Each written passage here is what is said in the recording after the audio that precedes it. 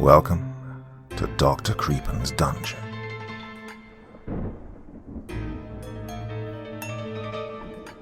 It was none other than Vincent van Gogh who said, "I often think that the night is more alive and more richly coloured than the day. But it might seem that way until you work the night shift, as we will learn in tonight's 4 stories. We begin with Why I'm No Longer a Prison Guard by Beardify. Then we have I'm a Night Janitor for a Haunted Elementary School by F4C3M3L73R. After that we have I'm a Night Security Guard, and I just watched surveillance footage of my own death by Mr. Outlaw, before rounding off with My Friend's Dead Dad Haunts Me by Maudley. Now, as ever, before we begin, a word of caution. Tonight's stories may contain bad language, as well as descriptions of violence and horrific imagery. If that sounds like your kind of thing, then let's begin. Now, to clarify, I never set out to work in corrections. I graduated from a private, expensive university with a degree in philosophy. I'd chosen the school because of how the campus looked in fall, and I'd chosen the major because my girlfriend, at the time, wanted me to go into law. When the dust settled, I was back in my Appalachian hometown, minus the girlfriend, plus $60,000 of debt, wondering how the hell I was going to scrape a life together. Well, my family treated me like I was still a teenager, and it wasn't long before their silly rules and needling questions about my future grew too much to bear. I couldn't stand to see the smug, how the mighty have fallen faces of my conservative uncles over one more Thanksgiving dinner. No, I had to get out, and job sites were just smeared with listings for, name redacted, correctional facility.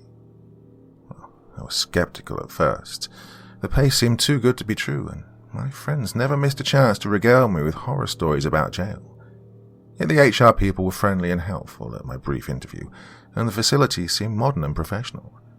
I had some moral qualms about working in a for-profit prison, but, like any sellout, I convinced myself that having $600 in the bank granted me some ethical wiggle room. On my tour, I learned that the complex had been built in the 1850s and had been plagued with scandal and corruption until, the tight-bund, smartly dressed corporate rep said proudly, it was bought by our company in the 70s and reformed. We run a very tight ship here. The overall effect, though, was a Frankenstein building. Shawshank Redemption by way of Steve Jobs. Later, when I tried to find architectural diagrams of the place, it was clear that it had been renovated and rebuilt so many times no one was sure of anything, really. The place sat on a twisted, tentacular maze of pipes, basements, and dead corridors. Imagining those dank, lightless tunnels provided plenty of nightmare fuel on my first days. Well, it was worse, and at the same time, not as bad as I'd feared. The prisoners were from a different world than mine, and they knew it. Getting a rise out of newbies like me was one of the few entertainment options in their sterile, sunlight-free world. When I first walked down the cell block, a Jamaican drug runner who'd shot 2 kids in a drive-by ran to his bars and spat blood at me, laughing as I sputtered and tried to wipe it off. I later learned he was HIV positive. On the other hand, my co-workers understood how difficult the first days could be and presented a pretty united front. As days went by, I came to understand the prisoners better too, their culture, how to interact with them, and the fact that they were humans like me. Well, things got so routine, to be honest, I got a little bored. It was hard to socialize with the other officers. I had no interest in who won the game or how to keep a wife in line. I just started looking at things, trying to really see what was going on around me. And in this silent, solitary mode, I began to notice something strange. Power among prisoners is determined mostly by stature, either social stature in some gang or because of some exploit, or physical stature, as in the ability to beat the daylights out of someone. There was one guy in the yard, though, who didn't fit the bill. A slight, tanned white guy, clean-shaven, with grandfather wrinkles and silver hair styled like a corporate executive's. Unlike the other cons, who'd lift weights, huddle in circles gossiping, or play basketball, he would walk briskly around the yard or do some kind of methodical, yoga-like stretches. Sometimes he would just lay staring up at the clouds, or mark in a little notebook he always carried. I thought prisoners weren't allowed to have pencils, but something about the guy made me keep my distance.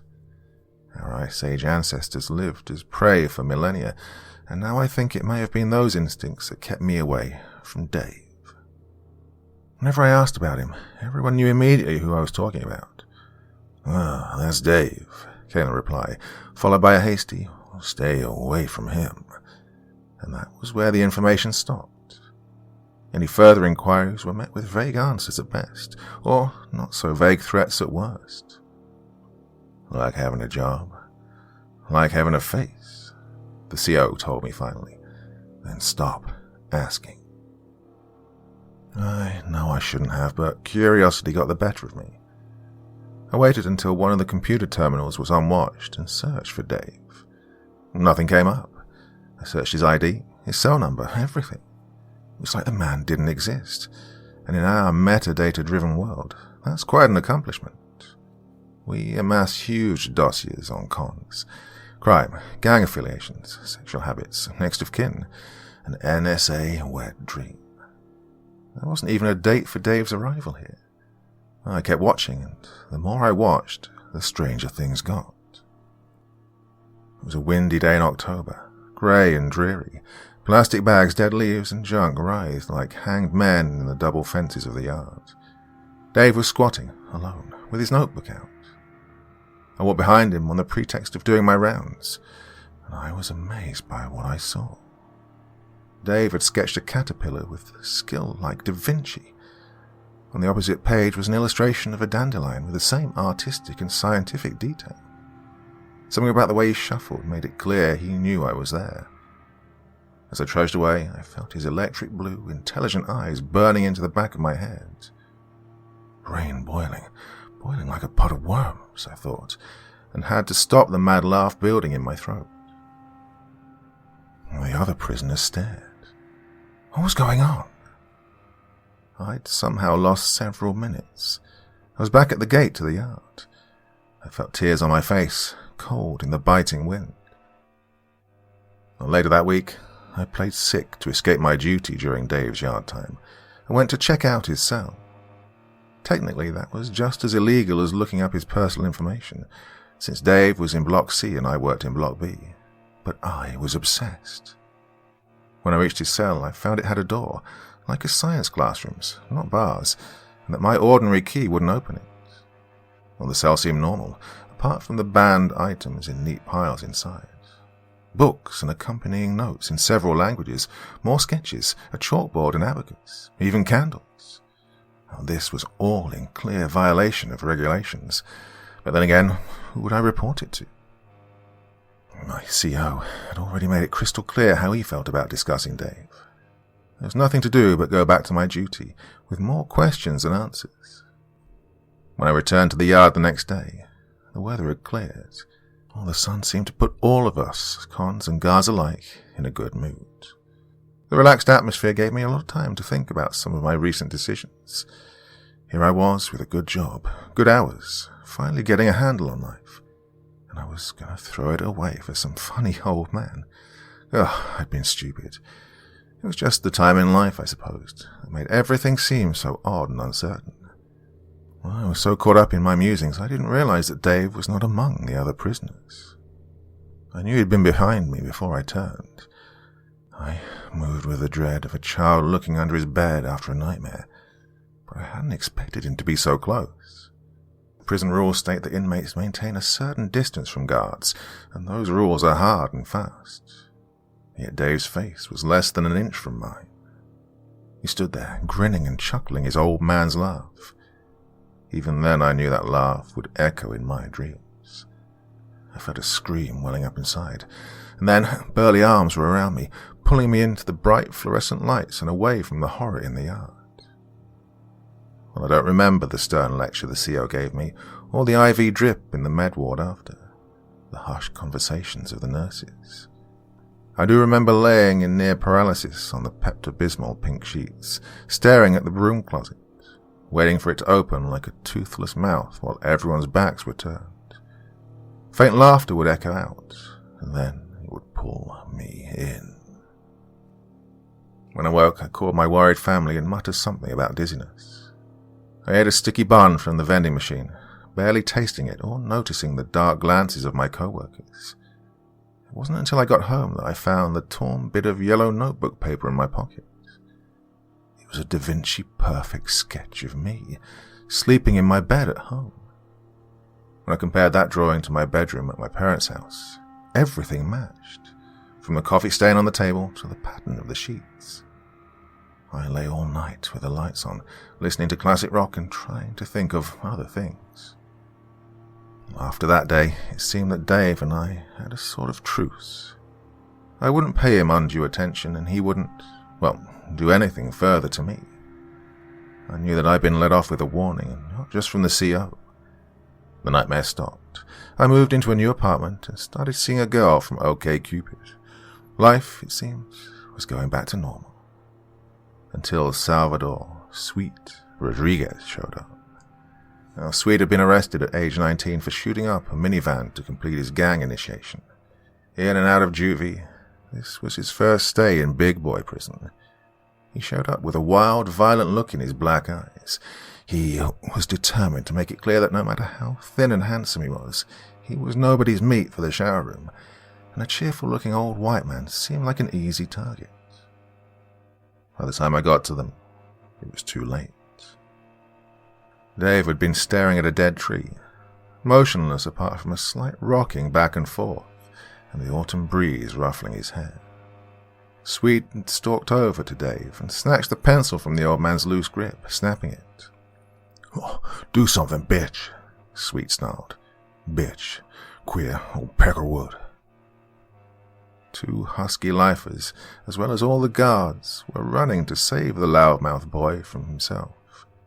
It was almost funny in a way, if not for the look in Dave's eyes. It reminded me of a man who finds a fly in his soup trying to decide whether to eat it or not.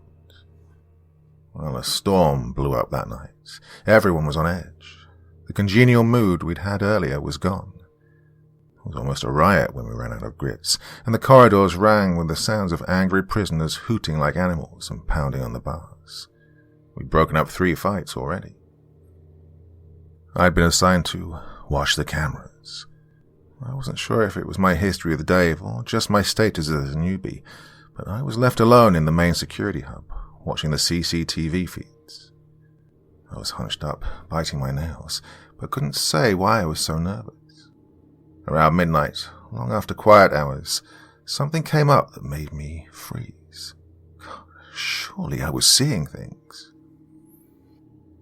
Frank DeWittle, a hunking lifer who'd brutally castrated a pedophile with a lunch tray during my first week, was helping one of the guards carry Sweet Rodriguez down the central hall of Block B. Even if this wasn't a violation of every Princeville transfer protocol in the book, Sweet was obviously screaming his head off. I buzzed the guard. No response. No response from anyone. I could only watch as Sweet was dragged from Block B to Block C, toward a tiny room with a door like a science classroom. I was running before I could stop myself, but when I saw the door to Dave's room's close, I knew I was too late. It did its job well, cutting off Sweet's screams just as they began. The Conan guard could have stopped me easily if they'd expected me to do what I did. I wouldn't have expected it myself. I snatched the key from my co-worker's hand and jammed it into Dave's cell door, shoving it open with my shoulder. Dave looked up from writings of Epicurus with a bemused expression, as though I were a dog that had padded into the room looking for a petting. And I knew then that all that was left of Sweet Rodriguez was a few flecks of red at the corner of Dave's mouth. He looked up at me and smiled. "I'm working on a new sketch, you know." I was let go that evening. I went through the process in a daze. I didn't have the mental fortitude to put up a fight. I never went back or even drove by the prison again. I got a job waiting tables at a local Applebee's. My buddy behind the bar lets me polish off unfinished martinis until I'm finally drunk enough to sleep. But sometimes, I still wake up crying. Well, the life of a storytelling doctor is not always an easy one, so I like to follow the advice of one of my favorite writers, Stephen King. I work until beer o'clock. That's right, ladies and gentlemen, when the doctor's work is done, I like to sit back and relax with a nice cold beer or two. Now, as you might know, I've recently moved to the Low Countries, so these beers are from my part of the world, and let me assure you, some of the greatest beer on the planet comes from around here. So, how does a free case of 8 Belgian craft beer sound? And that's why I'm so excited to help you transport yourself, well, figuratively, to a cozy little Belgian beer cafe. Why not celebrate the country's ancient and world-famous beer expertise with a case of 8 craft beers from some of the finest breweries for free? That's right, for free. All you have to do is go to beer52.com/creep and cover the £5.95 postage, and Beer52 will deliver them straight to your door. Now let me tell you, I've been enjoying Beer 52's products for a while now, and every month they visit a different country. They find the best of the small batch breweries for you, and then carefully curate a case to be sent to their lucky members. What a hard job, eh? Well, somebody has to do it. And I know what you're thinking, oh, this is the world of the strong dark beers. Well, if you don't like dark beer, choose the light option. It's that easy. So why not take the opportunity to discover some of the wonderful beers like Steenbrugger's 6.5% Blonde, Brouwerij Lekker's Belgian IPA, and Avance du Bel. And each case also comes with the award-winning beer magazine, Ferment, as well as a tasty snack to enjoy with your beer. And of course, I should mention there's no minimum commitment. You can just take the free case, try the beers, and see what you think. If it's not for you, you can pause or cancel at any time. So, just go to beer52.com/creep to claim your free case of 8 craft beers. Again, that's beer52.com/creep.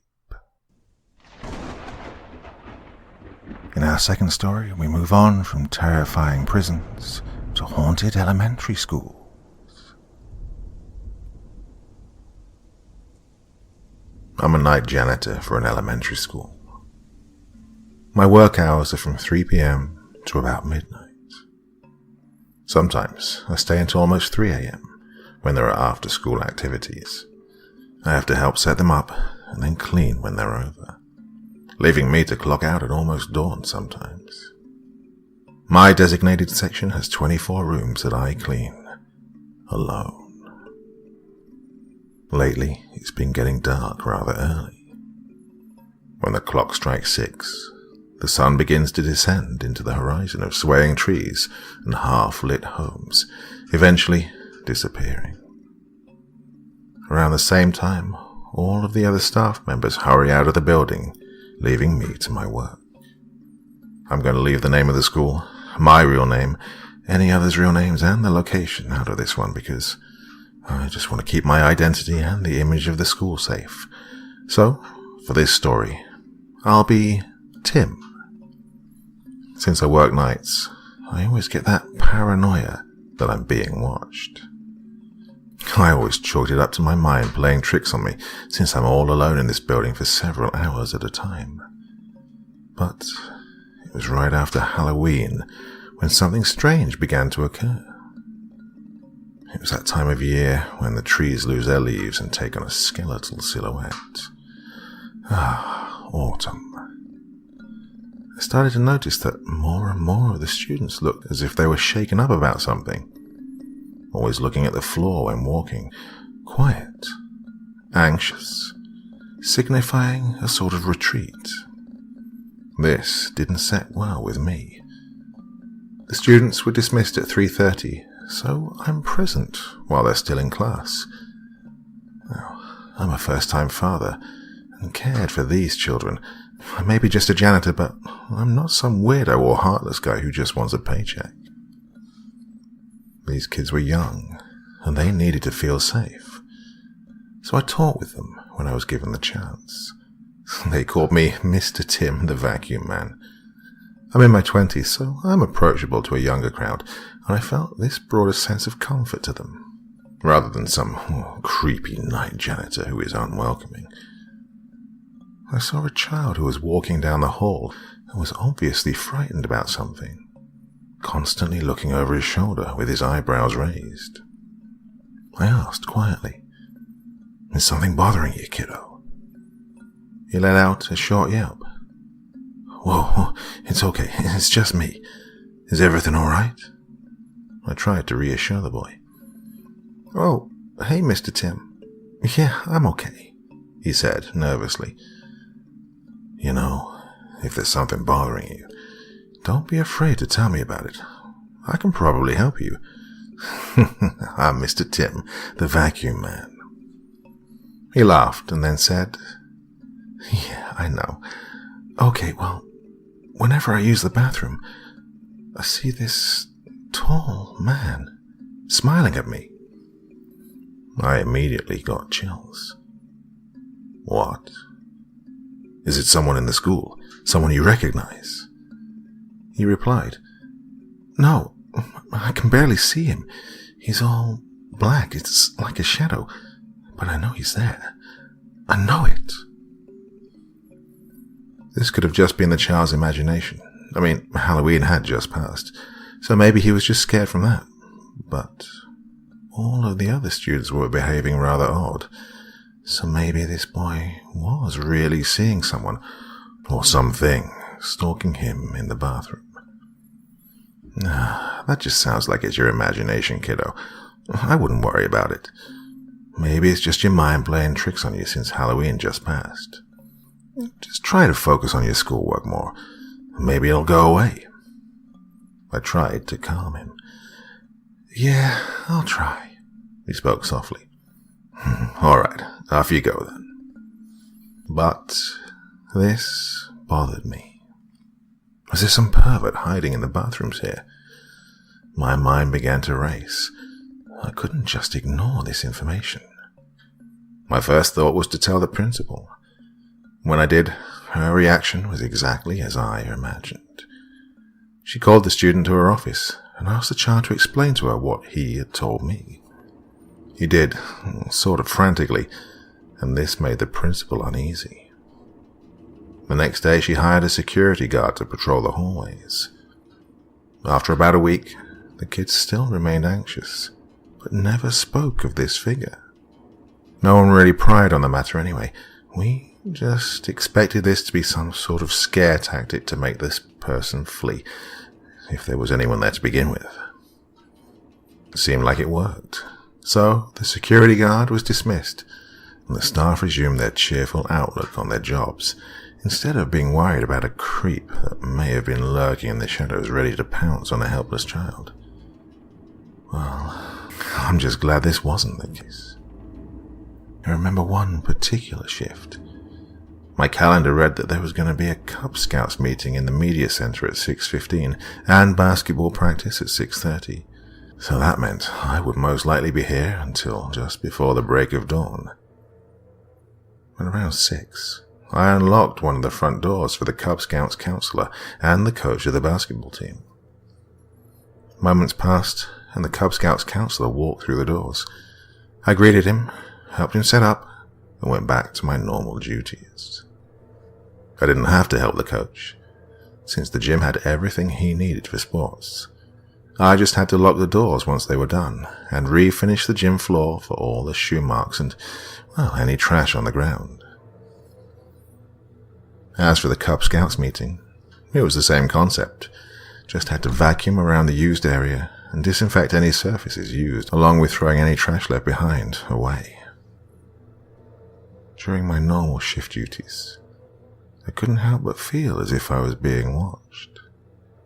I kept telling myself that it could have been a student or parent watching me from a distance, but I was in a more secluded area of the building, away from the after-school activities. No, this was different. It felt like someone was nearby. You know how you can hear someone coming from around a corner without hearing their footsteps or physically seeing them? It was just like that, only all around me. Once the after-school activities had come to an end, around 8, I made sure every person was out of the building and locked the doors. The front doors had windows on them, and it was pitch black outside. Once I finished engaging the last lock, I couldn't help but notice a tall and dark-clothed man behind me in the reflection. I quickly turned around, only to see that no one was there. What the hell? I thought to myself. I sighed and continued on with my duties. I started with the gym floor and began buffing the floors. This was the job that took the most time, so I wanted to get this done first. As I finished, I turned the machine off, and in the distance, I could hear muffled screams. It was coming from the building. Okay, something isn't right here, I exclaimed. I got all of the equipment into the receiving room and left the floor to dry, and I could still hear the faint sounds of screaming. It was coming from my section, and I still had rooms to do. I decided to put some headphones in and listen to music, so I could ignore this strange occurrence. I decided to put on classical music, as it helped calm my nerves. I started with Moonlight Sonata, a piece from Beethoven, and just let my playlist shuffle. When I clean the rooms, I normally just focus on what's right in front of me. But tonight, I couldn't help but look around me, as if I were to see the man in a corner somewhere. I tried my best just to ignore it, but when I got to a part of the room located by a window, I felt compelled to look outside. All I could see was just total darkness. Pitch black. Not a streetlight, no dim and distant lights from home. Just darkness. And then the power went out. I was absolutely terrified. What I saw outside will haunt me for the rest of my life. It was the most sinister, elongated face I've ever seen in my entire life. His eyes sunken in, but wide and focused. Wrinkled skin with a white complexion, and the most menacing smile I could ever imagine, complete with what seemed to be over 100 teeth that looked like needles. I wasted no time, and I ran out of that building without even clocking out or looking back. I ran outside to my vehicle without looking over my shoulder to see if that thing was following me, and when I started my car, I drove out of the parking lot. To the left of me, in the playground, I could see him watching me. He was waving. The next day, my supervisor was furious that I just left without clocking out or calling security to lock the doors. I explained what happened, and, well, he fired me. One day, on my own accord, I went back to that school and wanted to warn the principal about what had happened to me. I met with her and I told her to hire an exorcist or get someone to cleanse that school spiritually because, well, there is something evil in that school. She replied, "Tim, I don't understand. What happened?" I told her everything. How this tall man had scared the living shit out of me. How I'd heard screams, everything. Her mood changed. She seemed uneasy. She let out a big, long breath and began to say, "There's something I want to show you." She went to a filing cabinet and opened it. Sifting through files, she finally pulled out a book. It was a yearbook from 1986. "What's that for?" I asked. She then flipped through some pages and finally stopped on a page that had pictures with descriptions under them. She pointed one out and said, "Here, take a look." What I saw was a tall man mopping a floor with a smile I will never forget. It was the man I'd seen that night. It had to be. "Oh, my God," I said while shivering. "He was the janitor here from 1984 to 1986. I was told he would go into the bathroom and spy on the kids, smiling at them." My heart sank. I let out a whimpering cough, trying to clear my throat, which was now gasping for air. What happened to him? I asked. She closed the book, looked at me and said, aside from the spying, he got fired for constantly scaring the children even after Halloween was over. He would make them scream in terror. Those were the screams I'd heard. After he got fired, he would stalk the students. They would go missing. At first, no one thought anything of it, but a detective brought him in for questioning. He was then arrested and admitted he'd kidnapped, raped, and killed 15 students. The detective claimed that he was smiling when he confessed. He was given the death penalty by lethal injection, and it said he was even smiling as he died.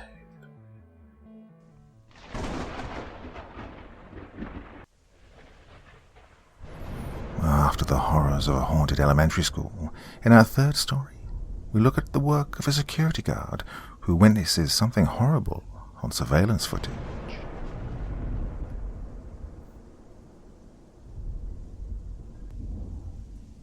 I'm an after-hours security guard for a medium-sized downtown office building.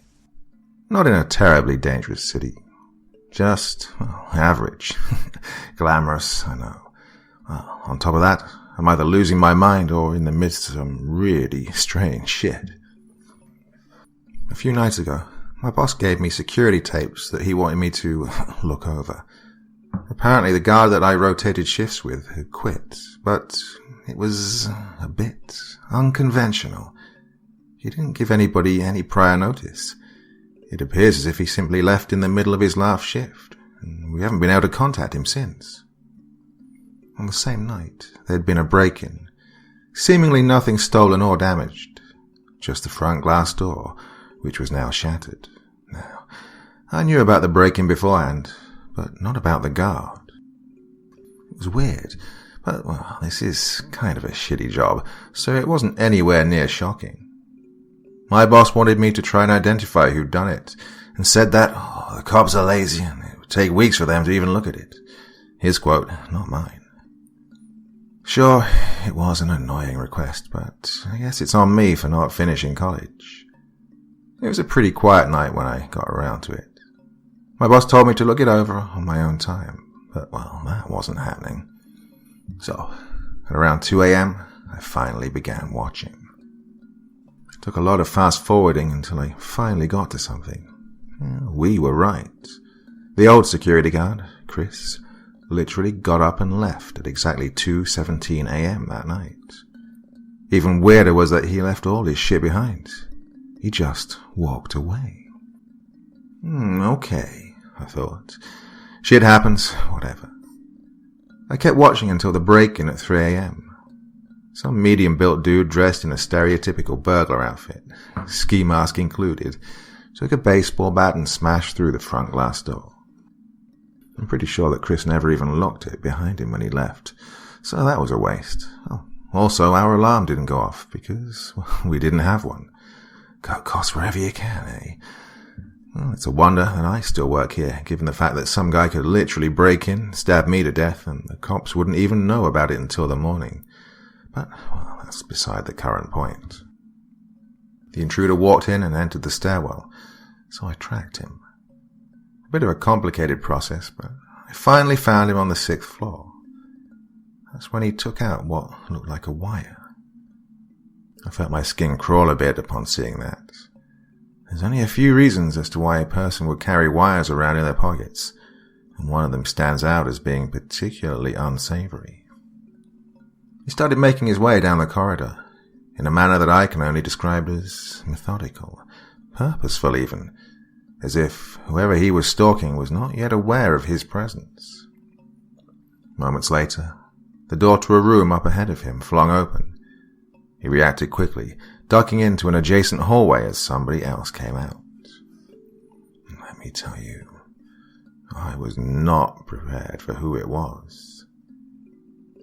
It was me, a near replica. I say near because the guy's face looked borderline emaciated, while his gloves barely clung to his limbs. I was more of a muscular build myself, but I had been skinny before. I knew what I looked like, and that was it. My copy was wearing what looked like some kind of white heavy-duty jacket. Almost looked like something a soldier would wear in an Arctic climate. On top of that, there was a large streak of red covering his chest. Probably doesn't take a detective to figure out what it was, given the circumstances. Well, he also appeared to be exhausted, with one bony hand holding the wall whilst he was doubled over, exhaling like hell. Eventually, he started moving, stumbling towards the intersecting hallways where the mystery man was presumably waiting for him, hands clasped around the wire. I found myself instinctively reaching for my phone to call 911 when I realized this wasn't happening in real time. But even if it was, how was I supposed to describe the situation? As my copy passed by, the mystery man pounced on him, but it seemed as if he was anticipating it. My copy, that is, and a vicious struggle ensued. Despite my copy's frail appearance, he still managed to hold the upper hand against the mystery man for a while. Let me tell you, I sure as hell can't fight like that. The combination of the military-grade jacket and the hand-to-hand training that this guy clearly practiced yielded a few possible avenues of explanation.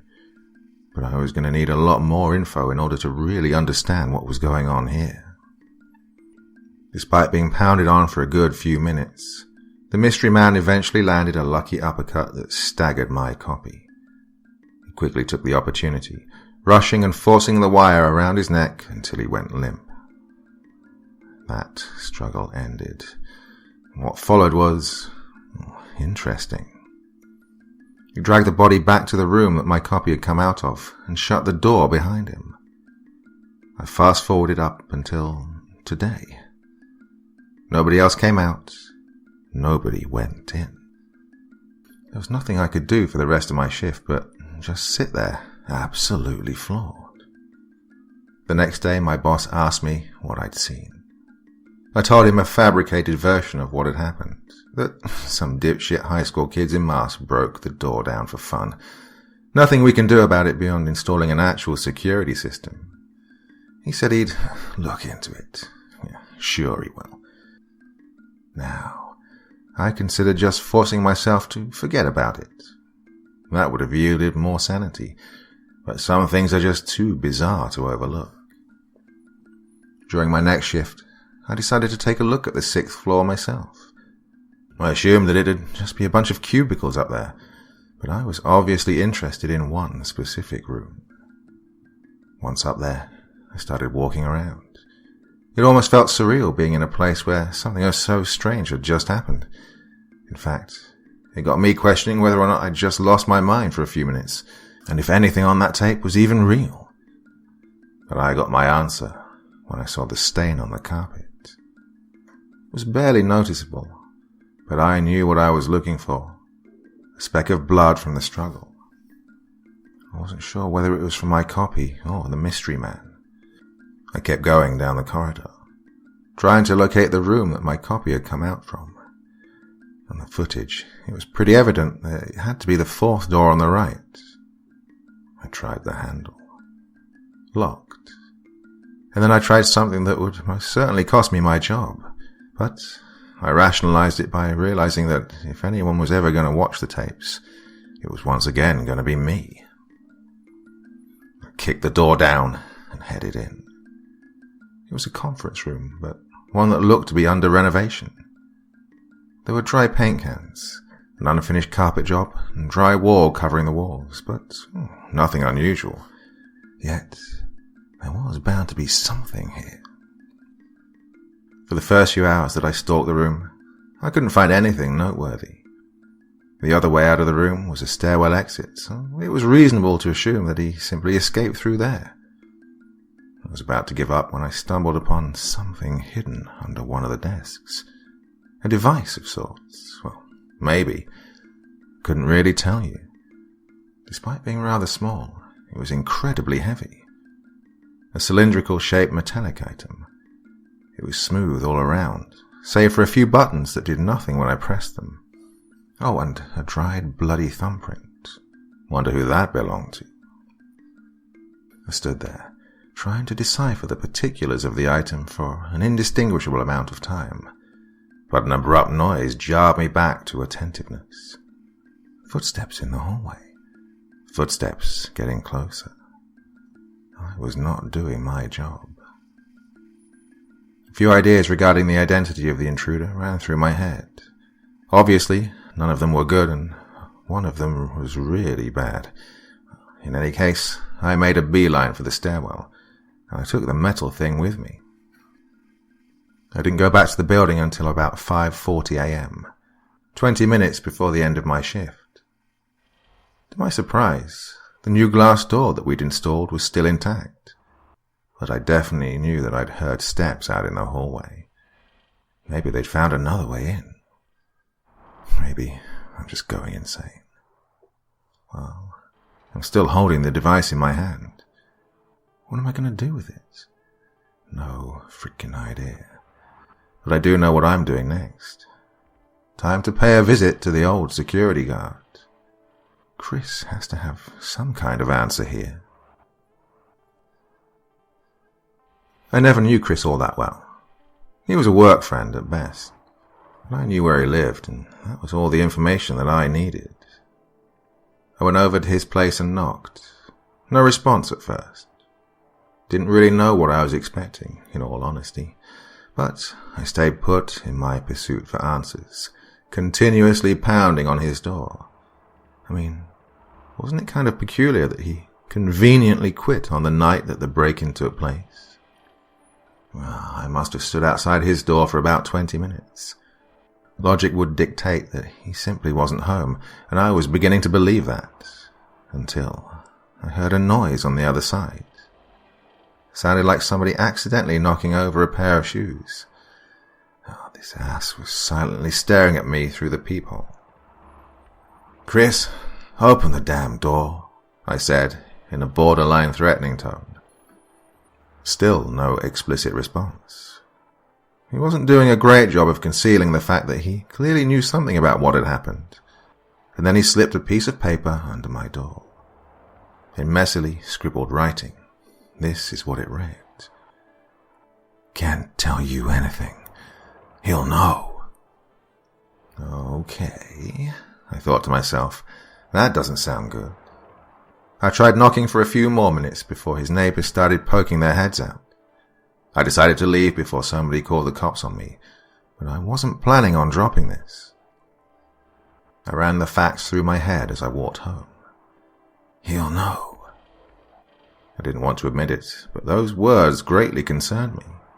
Who the hell is he? I stewed on these thoughts as I made my way up to my apartment. But when I got there, I realized that I may have fucked up big time.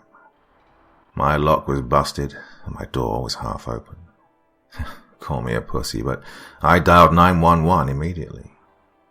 The cops came over in a reasonable amount of time and began the investigation. All in all, the only thing that was taken were $50 in cash that I kept in my drawer. Well, that's what they put on the official report, after all. But that wasn't all to the story. There was something else that was missing. The device. In retrospect, the fact that I took it in the first place was a dumbass move on my part. No shit it was going to have some kind of tracking system in it. I didn't even know what the hell it was. This posed a conundrum for me, of course. It was, presumably, the mystery man that had broken in. He knows where I live. He also tried murdering somebody who looked just like me. Safe to say, I was probably in danger. The cops said that they would station a vehicle outside my apartment complex in order to keep an eye on me for the night. I wasn't really sure how effective that was going to be, but it couldn't hurt, I suppose. But still, I didn't sleep. That night there was a knock on my door at around 2 a.m. I nearly shit my pants. But then I heard, "Police, open up," coming from the hall. I looked through the peephole, and it was indeed the two cops that had been assigned to wait outside my building. One of them chuckled when I opened the door. "How the hell did you do it?" he said to me. How'd I do what? I asked in confusion. He simply scoffed and then abruptly cuffed me. Although tired as hell, I still relentlessly questioned them about what the hell they thought I'd actually done. It was only when I'd waited for half an hour in an interrogation room when a detective came in and gave me the answer. Apparently, I'd entered the building that I worked in, knocked the new night guard unconscious, and broken into one of the upper floor rooms. They also showed me the proof. Security footage of exactly what they described happening. A person in a stereotypical burglar outfit waltzed in just as the new guard was locking the door for the night. They got into a fight. The mystery man won, but not before the guard managed to rip his ski mask off. Split seconds that displayed his exposed face yielded all the evidence that they could ever need. It was me. Again. The footage then tracked him all the way up to the 6th floor, where he entered a room. Guess which one that was. He was also carrying a bag with him the whole time, and it really wasn't a mystery regarding what was in that either. The last recorded footage caught him running out of a fire exit. I couldn't even begin to attempt to answer the detective's questions. I know I didn't do it. Well, you know what I mean. I just kept trying to analyze what kind of situation this put me in. If the mystery man that I'd first seen was also me, then that means there had been at least 2 copies of me out there. And they were trying to kill each other. Then the situation with Chris made more sense. Maybe one of my copies had threatened him.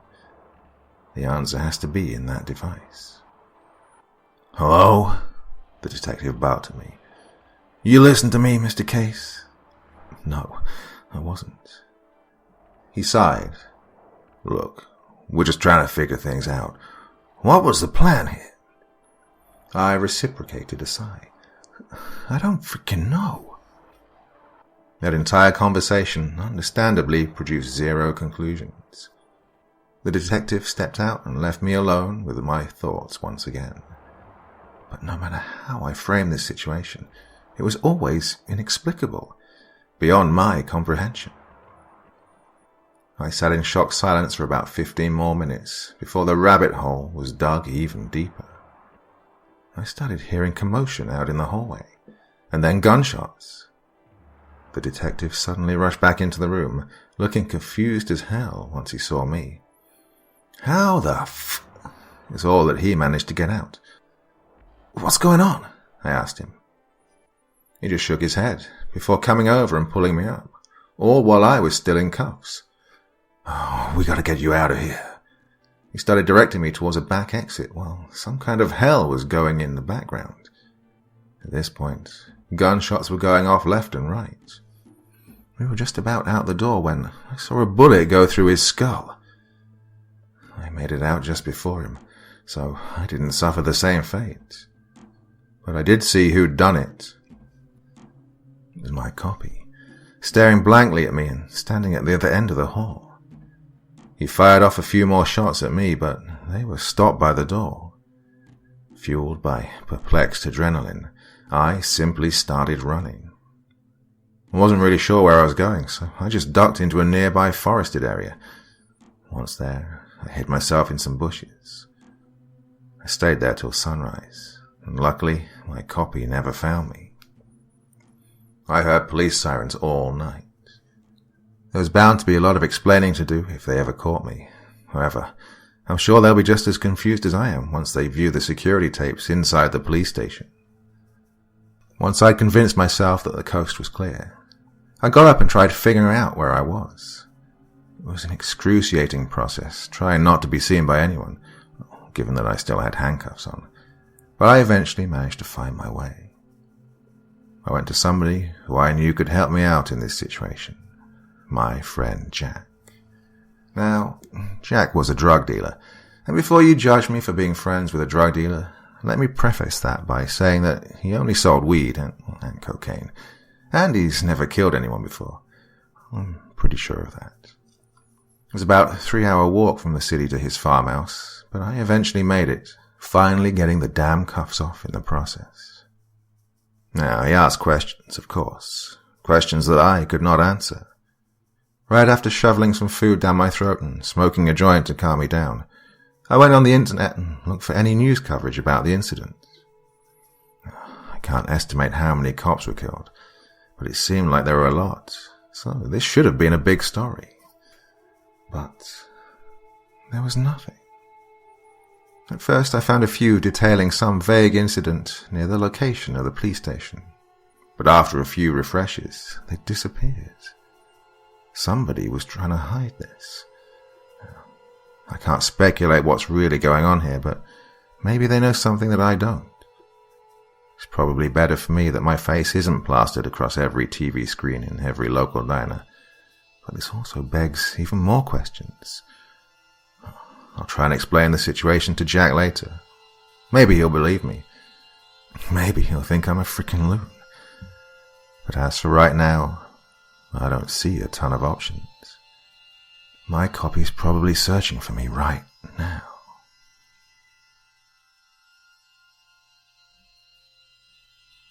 The events that have transpired over the past week have taught me that I really don't know much about the world. But I do know one thing. I couldn't stay at Jack's anymore. The few days I've been here have pretty much consisted of me simply lounging around. I'll admit it, I'm scared shitless to go back into the city. All I know is that my copy hasn't been tracking me. I'm not entirely sure how he found me at the police station, but what matters is that he can't seem to find me now. But a new problem has presented itself. I think somebody else is looking for me. Last night I was having a cigarette on the back porch when I noticed some kind of disruption in the crop field. It was dark, and I wasn't paying really good attention, well, initially, so I didn't catch it until it was uncomfortably close. Something was moving around in there, making its way toward the house. I was on extreme edge at that point, so I immediately ran back in. I told Jack what I'd seen, and he subsequently stormed out there with his shotgun. I waited, tensed, for what felt like about 15 minutes, and then I was jarred by a booming slug, and then another one. Jack rushed back in, eyes frenetic, and locked the door behind him. "What the?" he said, sounding petrified. "Don't tell me they're after you." "What'd you see? Did it look like me?" I asked him. He shook his head. "What? No. Like some dudes in body armor or some shit. I don't know. Look, if they're after you, you best speak up." That was the issue. I didn't know who the hell he was talking about. The situation suddenly escalated when I saw flashing red and blue coming from outside. The cops are here as well, presumably drawn in by the gunshots. "Oh, frickin' Christ," Jack blurted out. "All my shit's here. They better not snoop around." And then he turned to me. "Look, if something's going on with you, then you should probably leave." "Leave?" I asked him, in disbelief. "There's cops out front and weird armored people in the back. Where am I supposed to go?" He shrugged. "I don't know." We could hear heavy footsteps making their way up to his front door. "Oh, suppose you could take your chances and hide here. Can't stop you now." And then they started knocking. I made my way upstairs while Jack opened the door and talked to the cops. As I hid in one of the bedrooms, I eavesdropped on the conversation. It started out calm enough, but it escalated rather quickly. All of their voices started raising at an exponential rate. It sounded like Jack was on the defensive about something. I could make out what he was saying, albeit barely. "There's no one here." All of a sudden, footsteps began storming up the stairs. I didn't have time to ask, what the hell? They were looking for me, and for too many obscure reasons to probably count. I opened the window and jumped out before they could find me. While I was out there, I considered attempting to steal the police car, but I suppose I wasn't really balls enough for that, so instead, I simply started running. I knew that there was another town that was about a 2-hour drive from where I was, but in terms of walking, well, let's just say that I had a trek ahead of me. After about an hour of walking along the empty road at night, a truck stopped for me. Now, Under normal circumstances, there was no way in hell that I would have gone with this freaking guy. To put it bluntly, he looked like a serial rapist. But the situation at hand seemed to necessitate it. Plus, it started to feel like I was being followed again. "Going somewhere, bud?" the driver asked, with a black-toothed grin. I smiled back. "Yeah. You down to give me a lift?" Unsurprisingly, he didn't go where I was directing him, instead leading me down some sketchy trail. I started anticipating where my first move was going to be. I'd taken a pocket knife from Jack's house and was clutching it in my hand as he drove. I decided that the time was right when he stopped us in front of a rusty shack. "All right," he said, sounding comically foreboding. "Time to get out." I could see him start reaching into his pocket, but I was faster. One jab to the ribs and he was screaming. I followed up by elbowing him in the face and dumping his squirming body on the ground outside, but not before I took his wallet. As I started driving away, I could see about 4 more equally sketchy-looking dudes coming out of the shack. I shuddered, not really wanting to think about what they had in store for me. In any case, I had bigger issues at hand. I drove to the town that I was talking about earlier and used some cash I'd taken from the guy's wallet to rent a motel room for a few nights. Whilst I was sitting in my dingy accommodation, I started trying to put the pieces together. My copy was trying to kill me. There are multiple versions of my copy. There were dudes in armor roaming around Jack's crops. The cops were looking for me. And, well, I really couldn't go back to my apartment. Nope. I had no freaking clue where this was going. Feeling frustrated, I decided to head out for a few drinks. This asshole had about $600 in his wallet, so I was going to splurge on a few Heinekens. I'd also found a small revolver in his truck, so I took it with me. Safe to say, I wasn't feeling that safe. I made my way over to the tavern and sat at the bar. I ordered 2 beers and some chicken wings, because, well, why not? Just as I was getting relaxed, the bartender seemed to recognize me. "Hey, you again," he said to me. Oh, God, no, I thought to myself. Apparently my copy had been here earlier, presumably looking for me.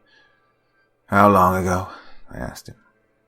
Looking confused, he responded. "About 10 minutes ago. You don't remember?" 10 minutes.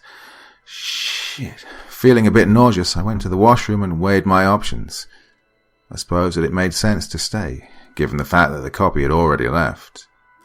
He wouldn't have any reason to come back, right?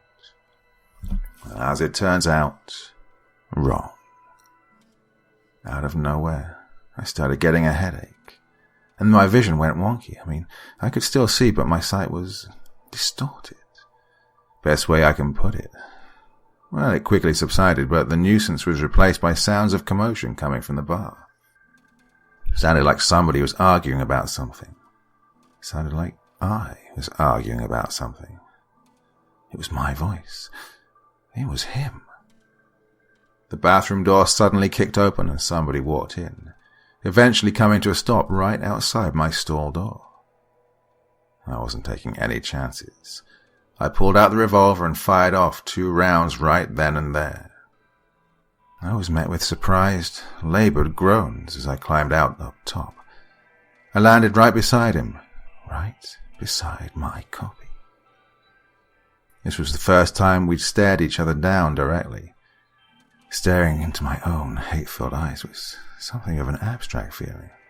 Sure as hell didn't feel right.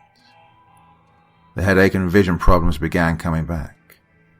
I could tell it was affecting him as well. It also looked like he was wearing a bulletproof vest, so, well, that explained why he was still standing. Fight or flight, I thought. An extremely quick deliberation yielded flight. I fired off another round at him, the bullet narrowly grazing his ear, before running the hell out of there, into the confused and horrified faces of the bar patrons. Behind me, he fired off a few shots of his own, but luckily none of them connected. Zigzagging my way through the streets and alleys, I took a convoluted route back to the motel parking lot, where I got into my commandeered vehicle and floored it out of there. I only made it about a half hour before the shitty truck broke down. It then took 2 more hours of walking in order to reach civilization again. Another small town, another dingy motel.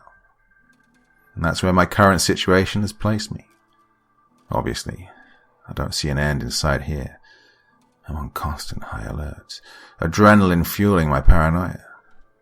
I think it's paying off, honestly. I've seen the same black sedan drive past my window about 4 times now. Yep, the black sedan is definitely on my ass. How many people are chasing me at this point? I couldn't find any spare revolver ammo in the truck, and I don't think buying a gun is feasible right now. Not like my shooting was any good, regardless. The sedan just made its 7th trip past my window. And they're just taunting me at this point. Certainly feels like it. Also, I've been experiencing some weird shit. Not like the headaches or anything, but sometimes I'll blink and the lights in my room will suddenly become darker, or a window will move over a few inches. What do they call these? Glitches in the Matrix? Well, add them to my laundry list of problems. I've been forcing myself not to sleep, since I reckon these guys could probably just break in and shoot me in the head at any time. They know I'm here, so I honestly don't know what they're waiting for. I've considered running off, but where am I going to go? They're obviously tracking me somehow, so it seems fruitless. I never remembered falling asleep at any point, but I must have, given the fact that I was jarred awake by gunshots. I rushed over to my window and looked outside, seeing the sedan now riddled with bullet holes, and guess who'd done it? Yeah, it was my copy. I'm not sure if he thought it was me inside the vehicle. Maybe he had multiple targets. Whatever. He was certainly after me now. I could feel another headache coming on. Not only that, but the room around me seemingly started to shrink. Still in a reasonably cogent state of mind, I told myself that it wasn't real. I knew that it wasn't real. It all came to a head when I saw a shadow passing by the curtains. In a rather irrational move, I fired a shot at it. Not really sure what I was thinking there. Probably just pent-up frustration. I simultaneously missed and gave away my position. Still reeling from the headaches, I ran into the bathroom as I heard my door being knocked down. He was in. I hid in tense silence as I heard him walk around the bedroom. This wasn't going to work, I thought to myself.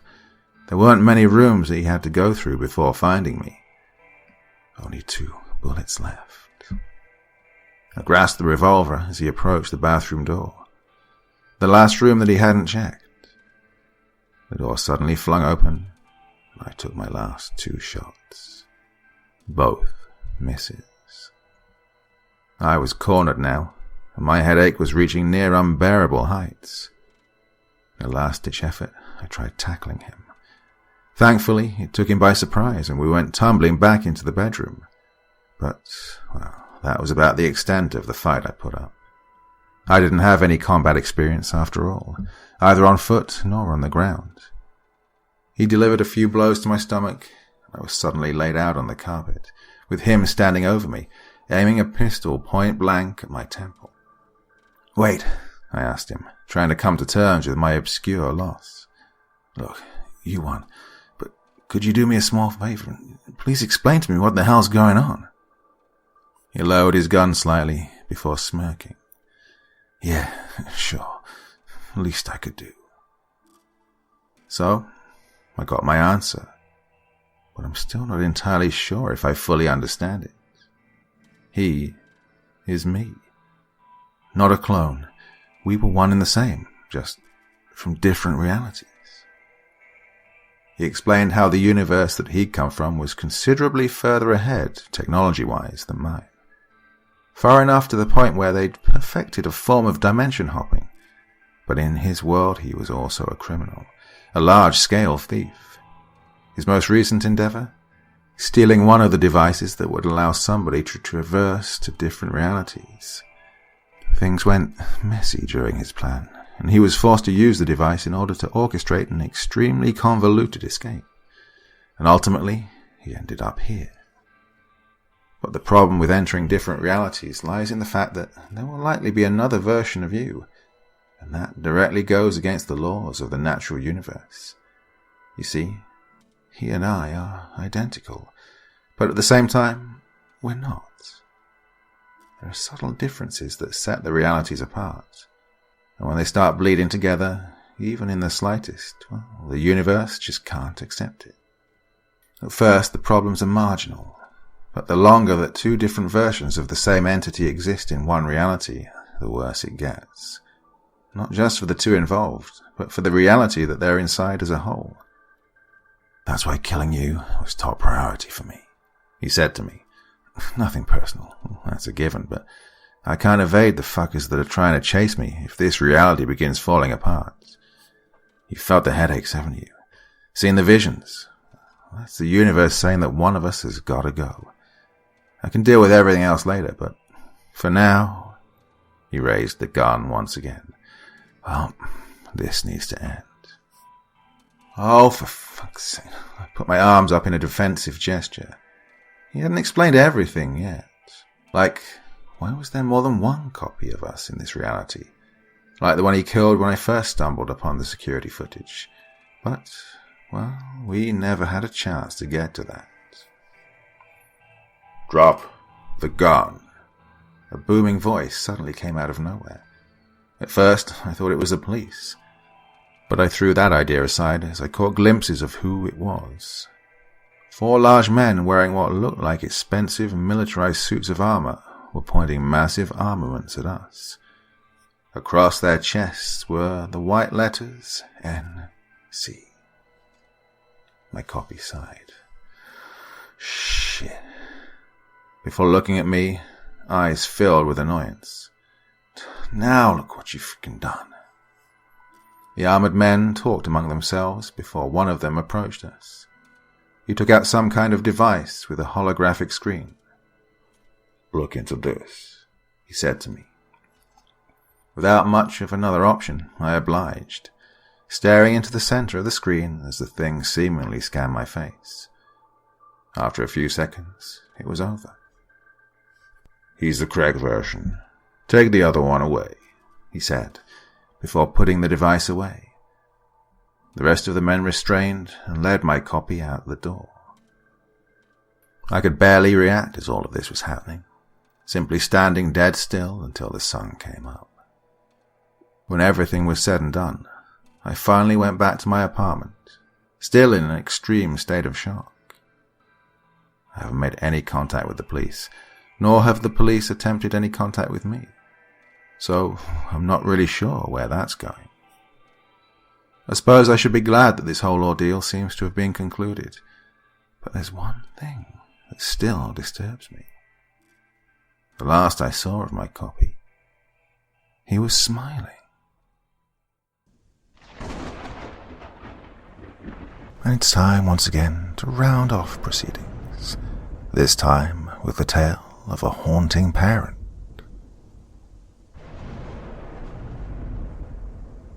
So, I have a situation, well, more of an unusual paranormal phenomena than a situation, which has me puzzled.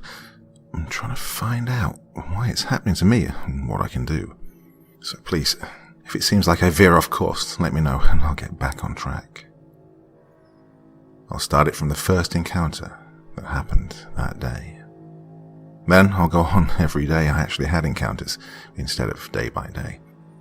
I'll start with a dream that I've constantly had since I could remember. I'm driving in the middle of the night. I'm in a hurry to get somewhere. I don't know why. All I know is I have to get there. And then, boom, the car in the opposite lane has swerved into my lane, accidentally clipping me into losing control of my vehicle and crashing into a tree. Me not having my seatbelt on means I go flying out of the car and barely missing the tree, but landing on the hard surface of the asphalt. Legs are broken, ribs broken, and impaled into my lungs as I lay there. I'm still alive, but not for long. I see a figure approach me, and I muster whatever energy I can to call for help, and everything goes dark. Then I awaken in my room, looking up at my ceiling again, hearing my dad calling for me to go downstairs while my phone alarm was going off. I muster up the energy and shake off the pain that comes with that dream, shut my phone off and get up. I go downstairs to see my father already having breakfast on the table in his work attire, ready to go. "Morning," my father said. "Morning," I replied, while rubbing the sore spots on my body. "You know, if you keep sleeping in like this, I'm going to have to attach an alarm clock to your head." "Sorry, I don't know what it is. It seems like I just can't get enough sleep." You're just growing. Just got to always plan around these things, though. Like, I don't know, go to sleep earlier or set multiple alarms on your phone or something." He was right, as always, giving me hindsight on how I should handle things. Though I didn't mind it much because, at the end of the day, they did help, even though some were kind of obvious. We finished breakfast, and we did the usual goodbye hug before we went our separate way. As I'm making my way to school on foot, I see the same three things, basically, landmarks of a sort. I see Benito's tire shop, Tom's Burgers, and that older gentleman standing by the tree off T Street. He never replies, just gives the glare as I walk past him. His shoes are scuffed, full of holes and covered in mud.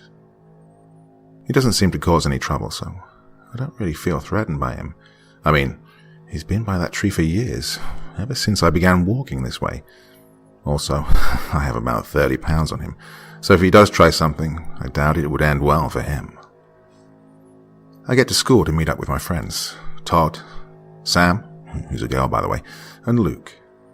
All three have been friends since elementary school, and although we're all the same age, I do look 3 years older than them. I usually have a foot in height over them. Also, I've got facial hair on top of it.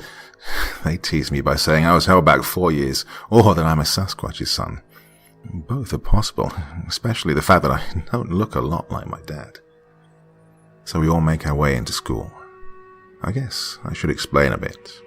Well, it's a normal high school, like seen on TV.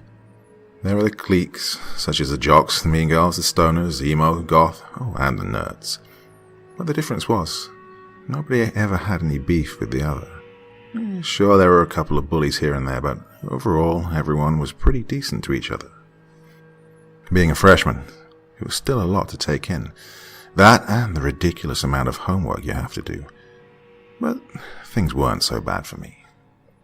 I was actually accepted to the varsity football team as a middle linebacker.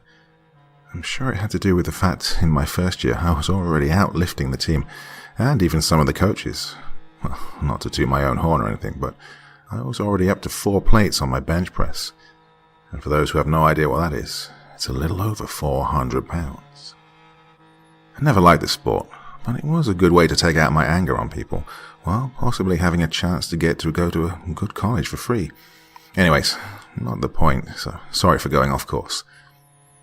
The reason I bring that up is that there is a varsity cheerleader that cheers for our games, who, for some reason, I cannot stop looking at, but not in that perv way that would make me into a stalker.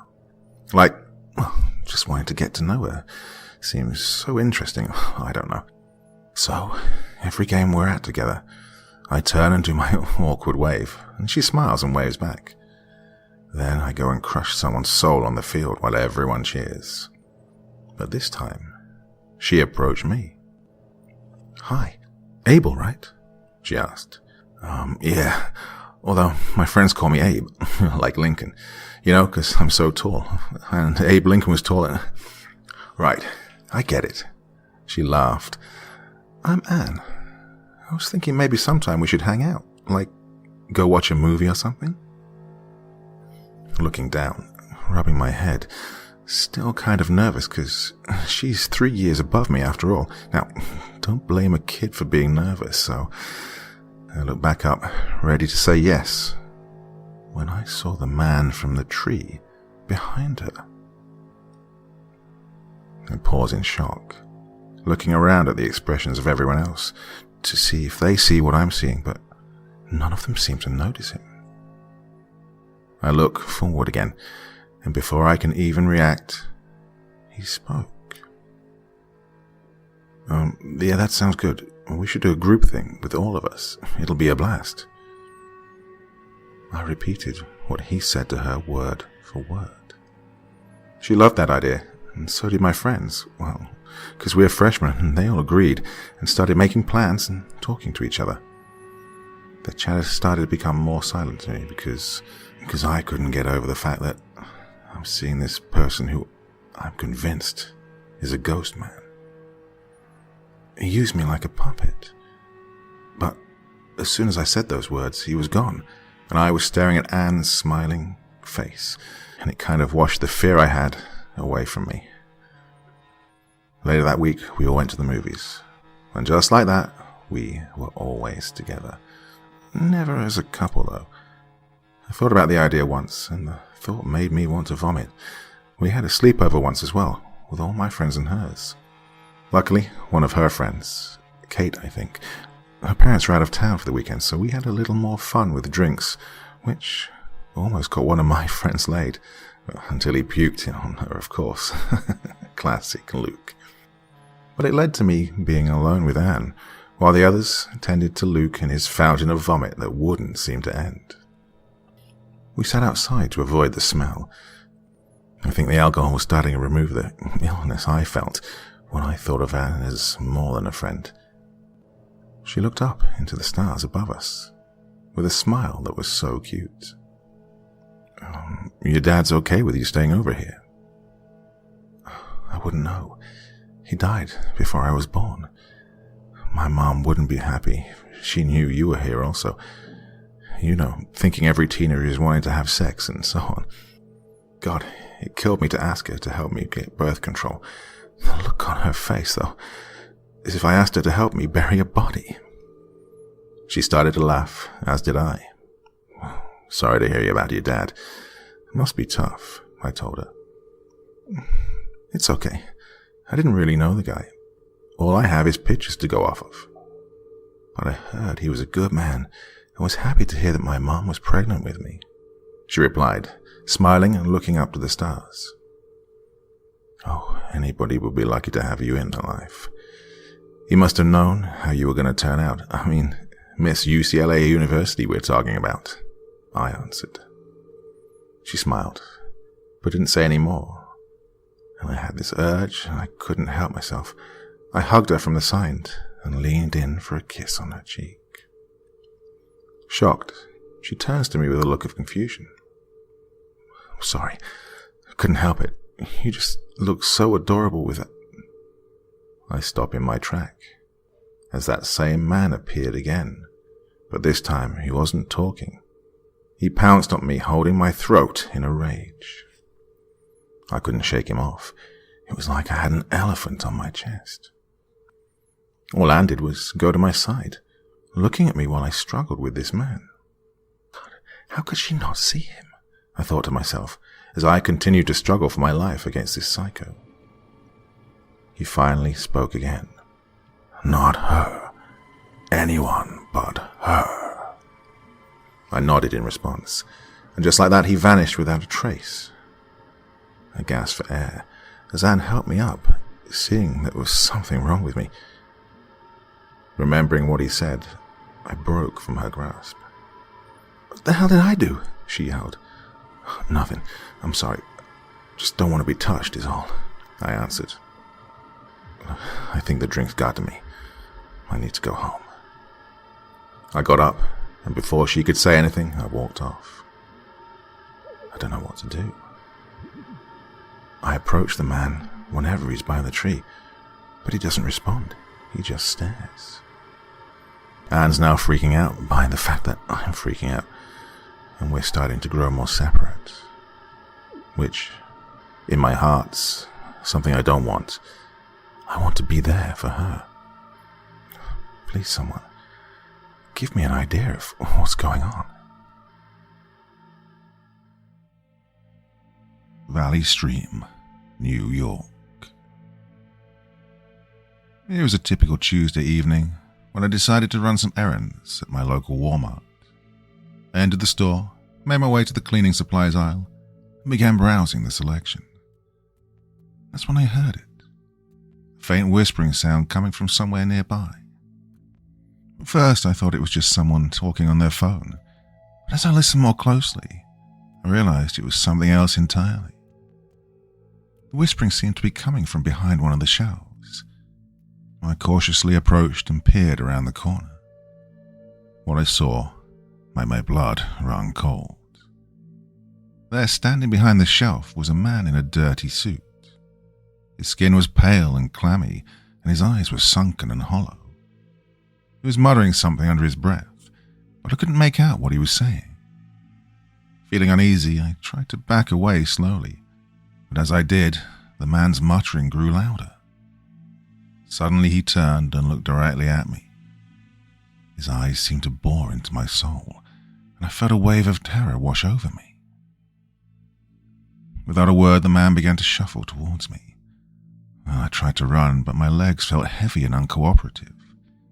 I stumbled and fell to the ground, and the man loomed over me, his muttering growing louder and more frantic. Just as I thought it was all over, I heard a shout from somewhere behind me. I turned to see a group of employees rushing towards me, and the man in the dirty suit vanished into thin air. The employees helped me to my feet and called the police. When they arrived, they searched the store but found no trace of the man. It was as if he'd simply vanished into thin air. Well, to this day, I have no idea what happened in that Walmart. Was it hallucination? A ghostly apparition? Or something even more sinister? I may never know, but I'll never forget the feeling of pure terror that washed over me that night. Dearborn, Michigan. It was a dark and stormy night when I decided to stop by Walmart to pick up a few things.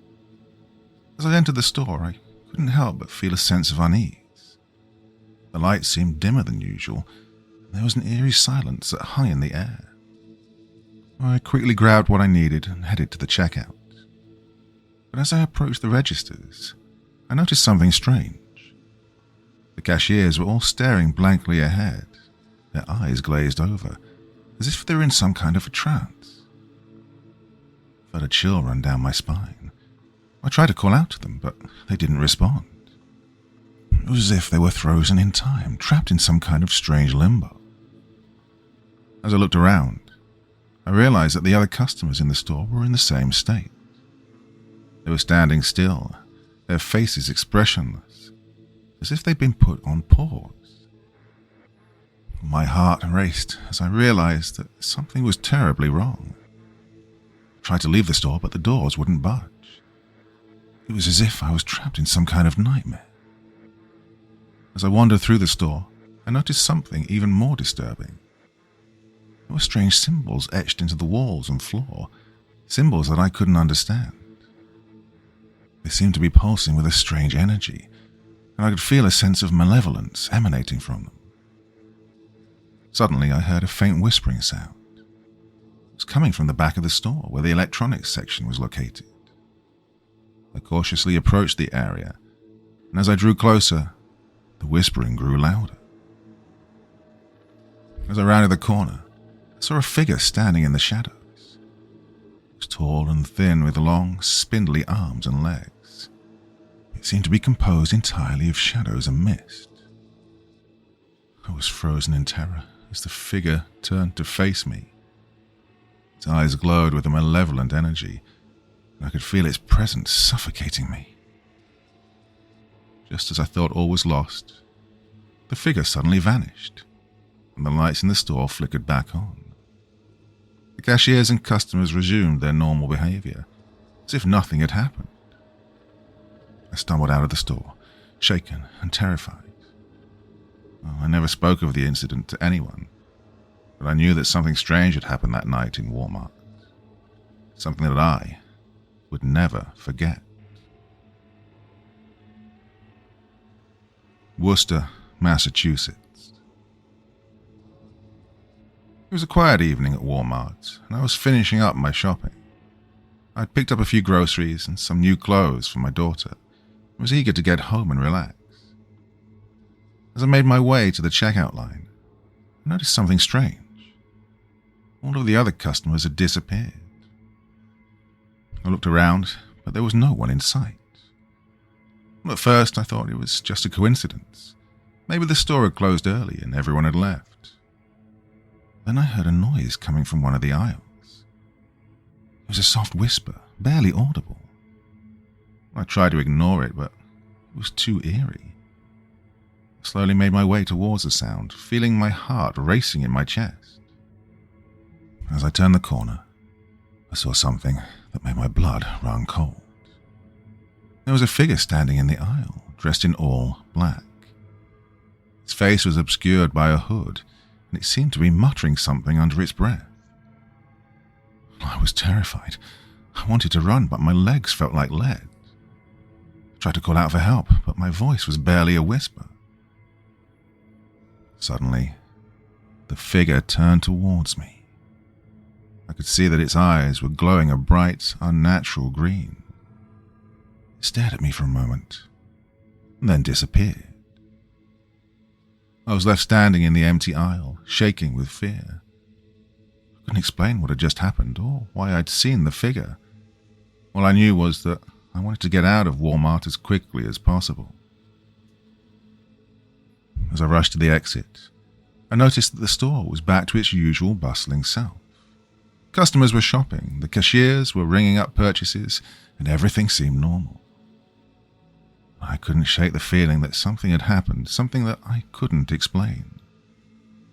I left Walmart with a sense of unease and a fear that I might never be able to shop there again without feeling like I was being watched.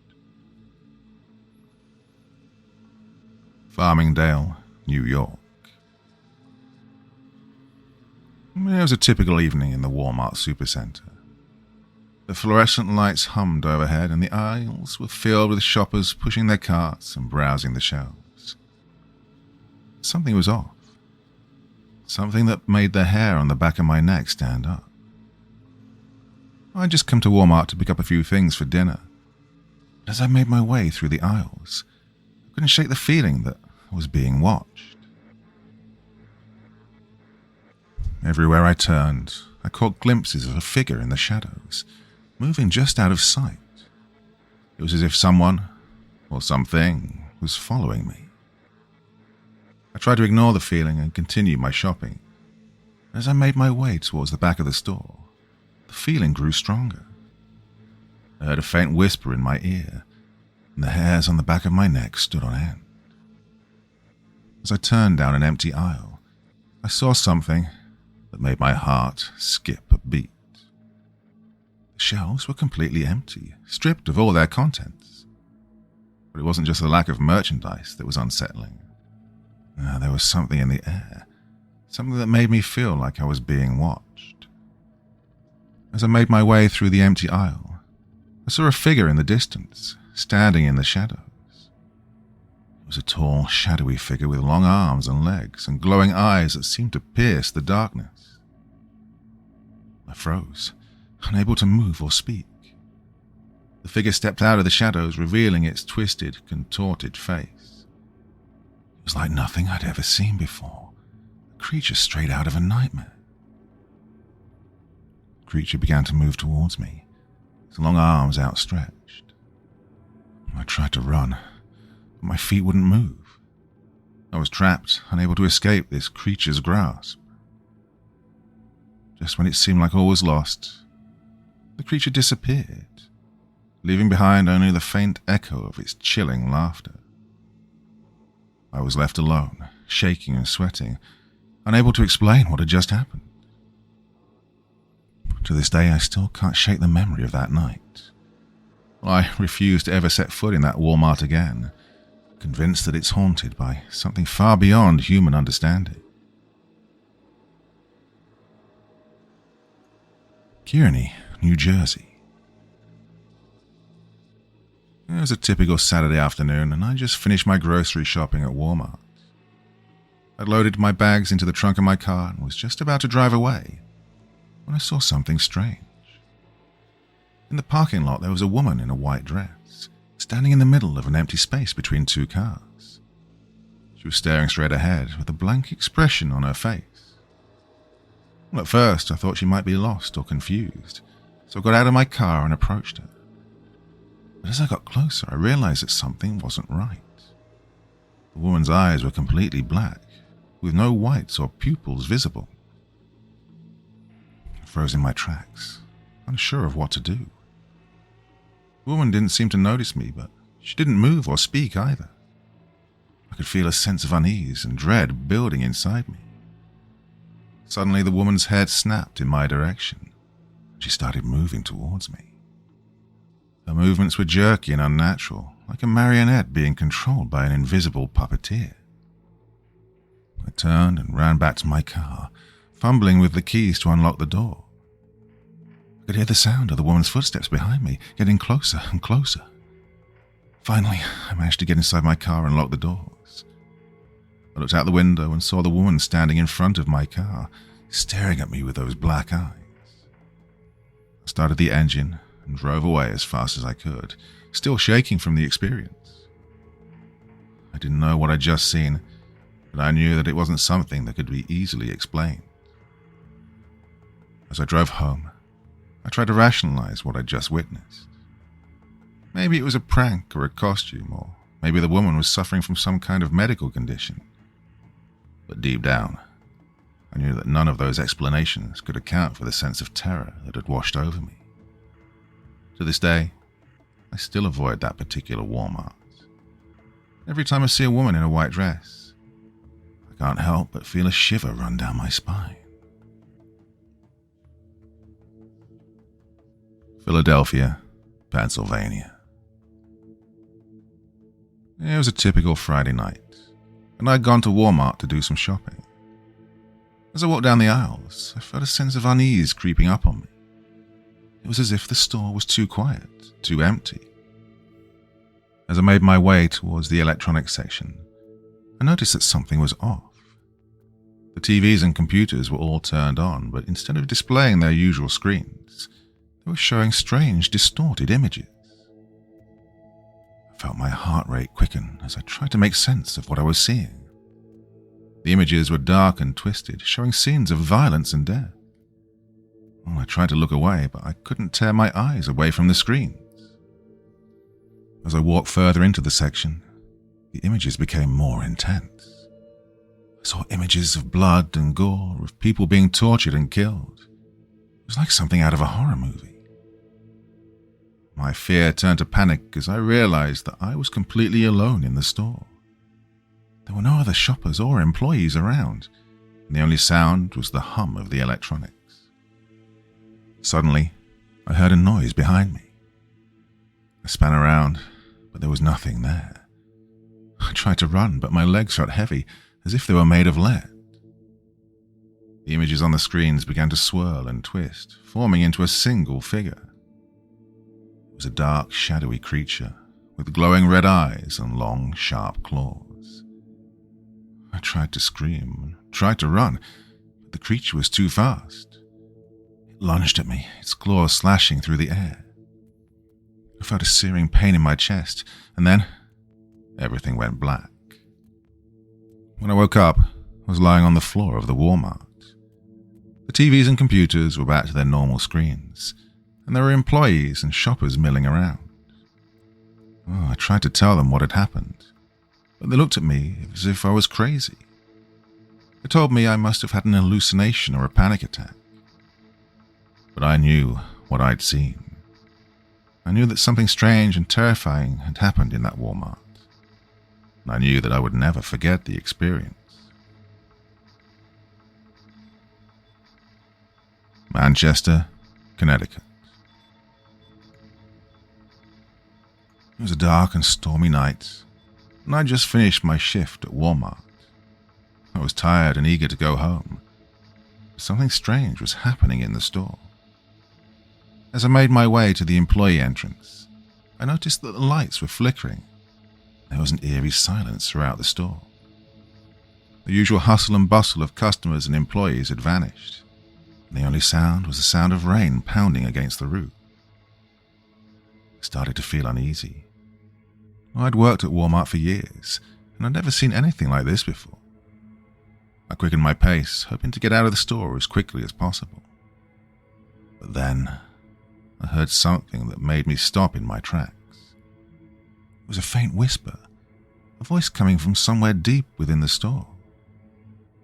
I couldn't make out what the voice was saying. It sent shivers down my spine. I cautiously walked towards the source of the whisper, my heart pounding in my chest. As I turned the corner, I saw something that made my blood run cold. In the center of the aisle was a figure, hunched over and whispering incoherently to itself. It was wrapped in a tattered blanket, and its face was twisted into a grotesque expression. I tried to back away, but the figure suddenly turned towards me. I saw its face. It was covered in scars and bruises, and its eyes were dark and empty. I screamed and ran towards the exit. The figure followed me, whispering unintelligibly all the while. I burst through the doors and into the rain, but I could still hear the figure's whispers echoing in my ears. The next day, I asked my co-workers about the strange occurrence, and they had no idea what I was talking about. There was no evidence that anything had happened, and the security cameras showed nothing out of the ordinary. But I knew what I'd seen and heard, and the memory haunted me for years to come. I never went back to Walmart after that dark and stormy night, and I always kept an ear out for the whispering voice that lingered in my mind. Willow Grove, Pennsylvania. It was just an ordinary day when I decided to run some errands at my local Walmart. I walked up and down the aisles, picking out the items on my list, when I noticed something strange. In the corner of my eye, I saw a man staring at me. He was standing by the frozen food section, motionless, and with his eyes locked onto mine. At first, I tried to ignore him, but I couldn't shake the feeling that something was off.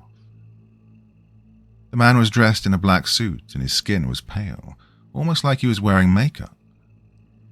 He looked like he was in his 50s and his eyes were piercing and dark. I tried to avoid him by moving to different aisles, but every time I looked up, the man was still there, staring at me with his intense gaze. As I made my way to the checkout, I heard the sound of footsteps behind me. I turned around and saw the man walking towards me, his eyes still fixed on mine. I felt a shiver run down my spine. The man stopped in front of me, and for a moment I felt paralyzed. He then leaned in close to me and whispered, "You shouldn't be here." With that, the man turned and walked away, disappearing into the sea of shoppers. I felt a wave of fear wash over me, and I quickly made my way to my car, trying to ignore the feeling that someone was watching me. Well, that night, I couldn't shake the feeling that something was off. I kept thinking about the man in the black suit and his ominous warning. I tried to brush it off as a strange encounter, but I couldn't shake the feeling that there was something more to it. A few days later, I heard a news report about a strange incident at the same Walmart.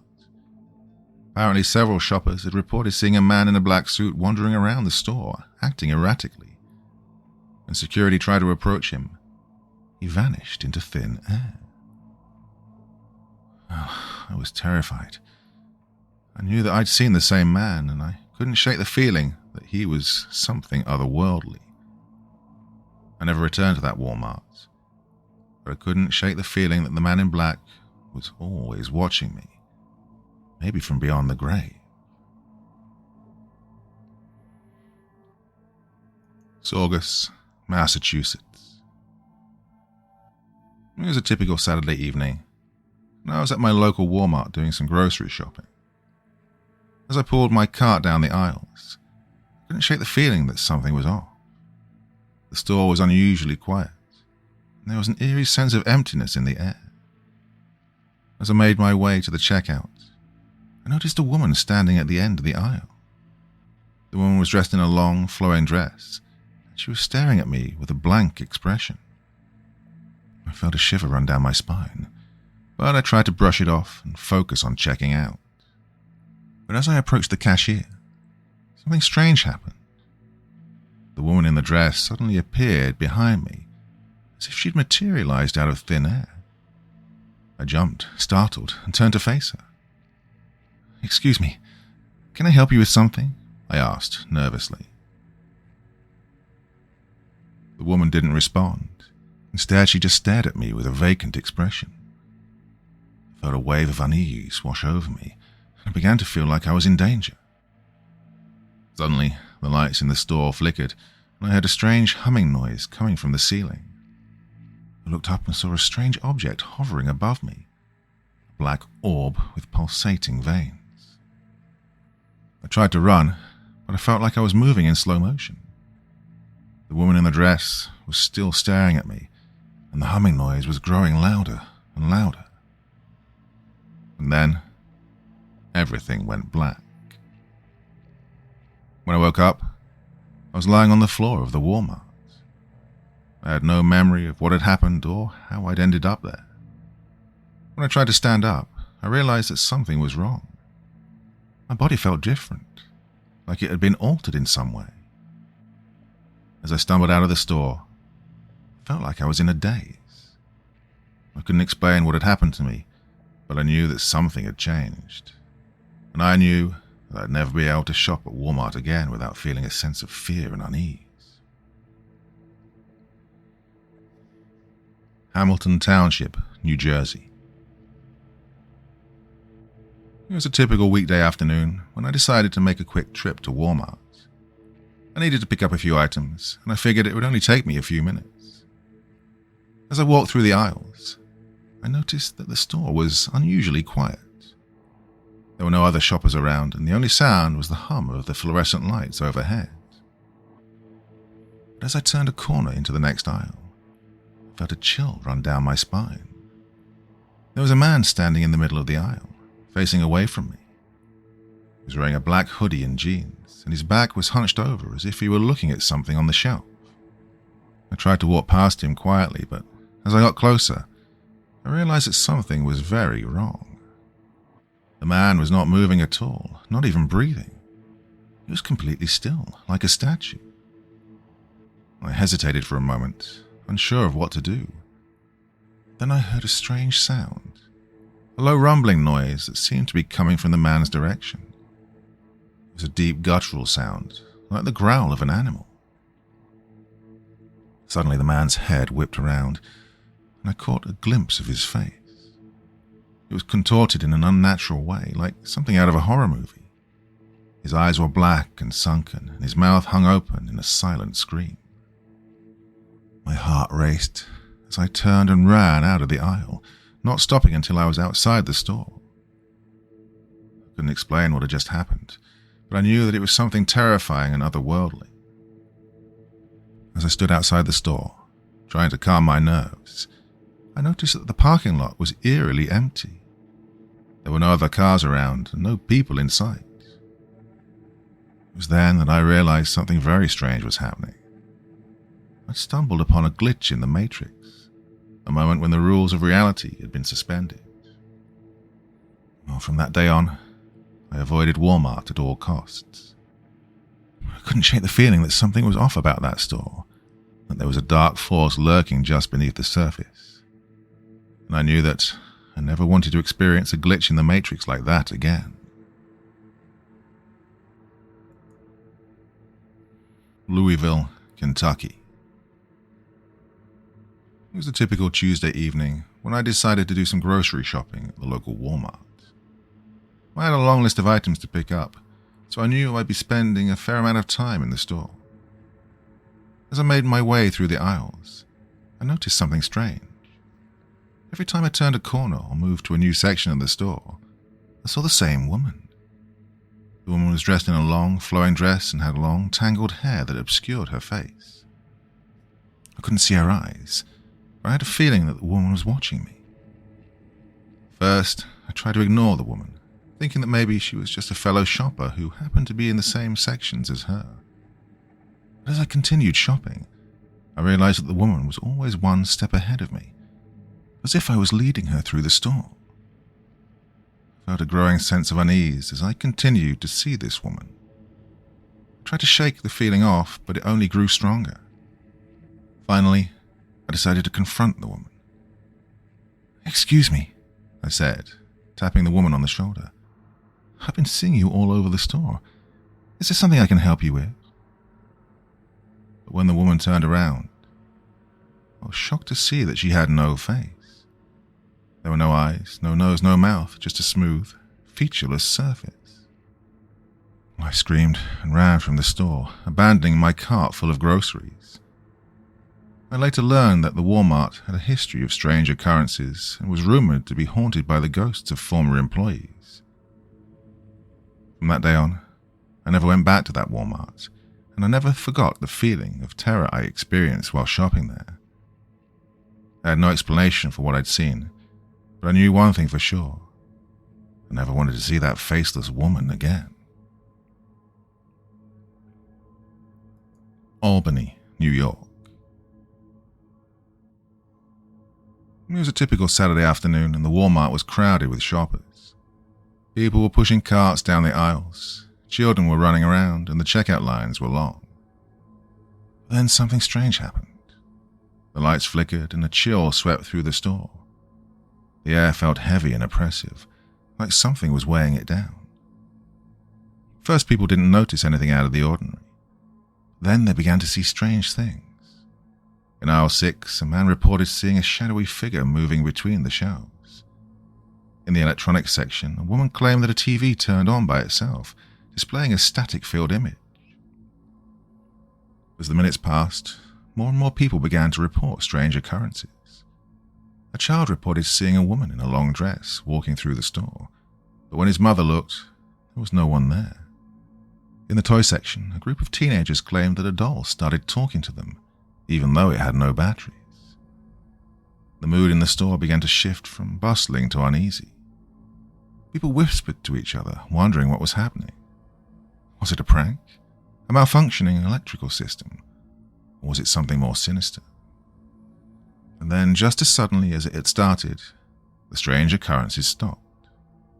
The lights returned to their normal brightness, and the air felt lighter.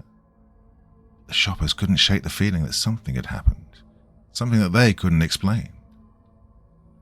The Walmart staff tried to downplay the incident, insisting that it was just a glitch in the system. Some people couldn't shake the feeling that there was something more to it. Was the store haunted? Or had they witnessed a glitch in the Matrix, a moment when the rules of reality had been suspended? From that day on, people whispered about the strange occurrence at Walmart. Some claimed that they'd seen things that they couldn't explain, while others dismissed it as a mass hallucination. No one could deny that for a few moments, the store had been in a place of unexplained strangeness and eerie happenings. Charlotte, North Carolina. It was just another day for me when I decided to stop by Walmart to pick up some groceries. As I walked through the aisles, I noticed something that felt off.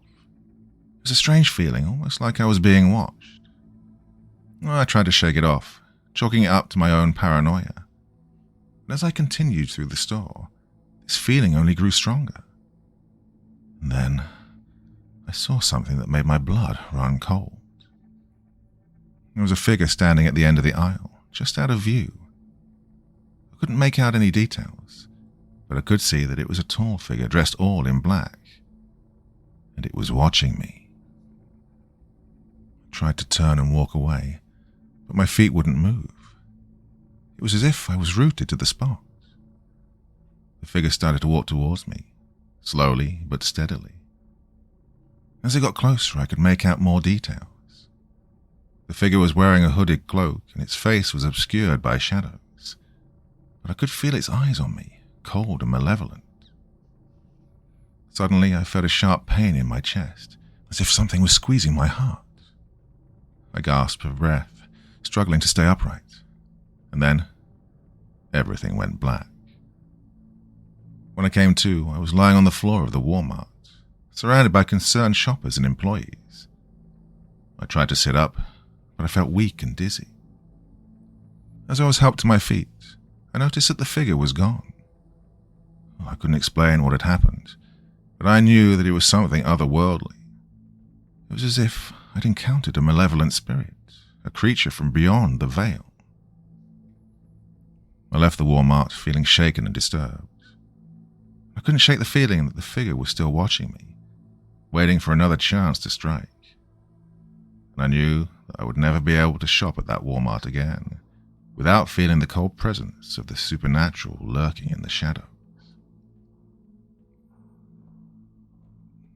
Naperville, Illinois.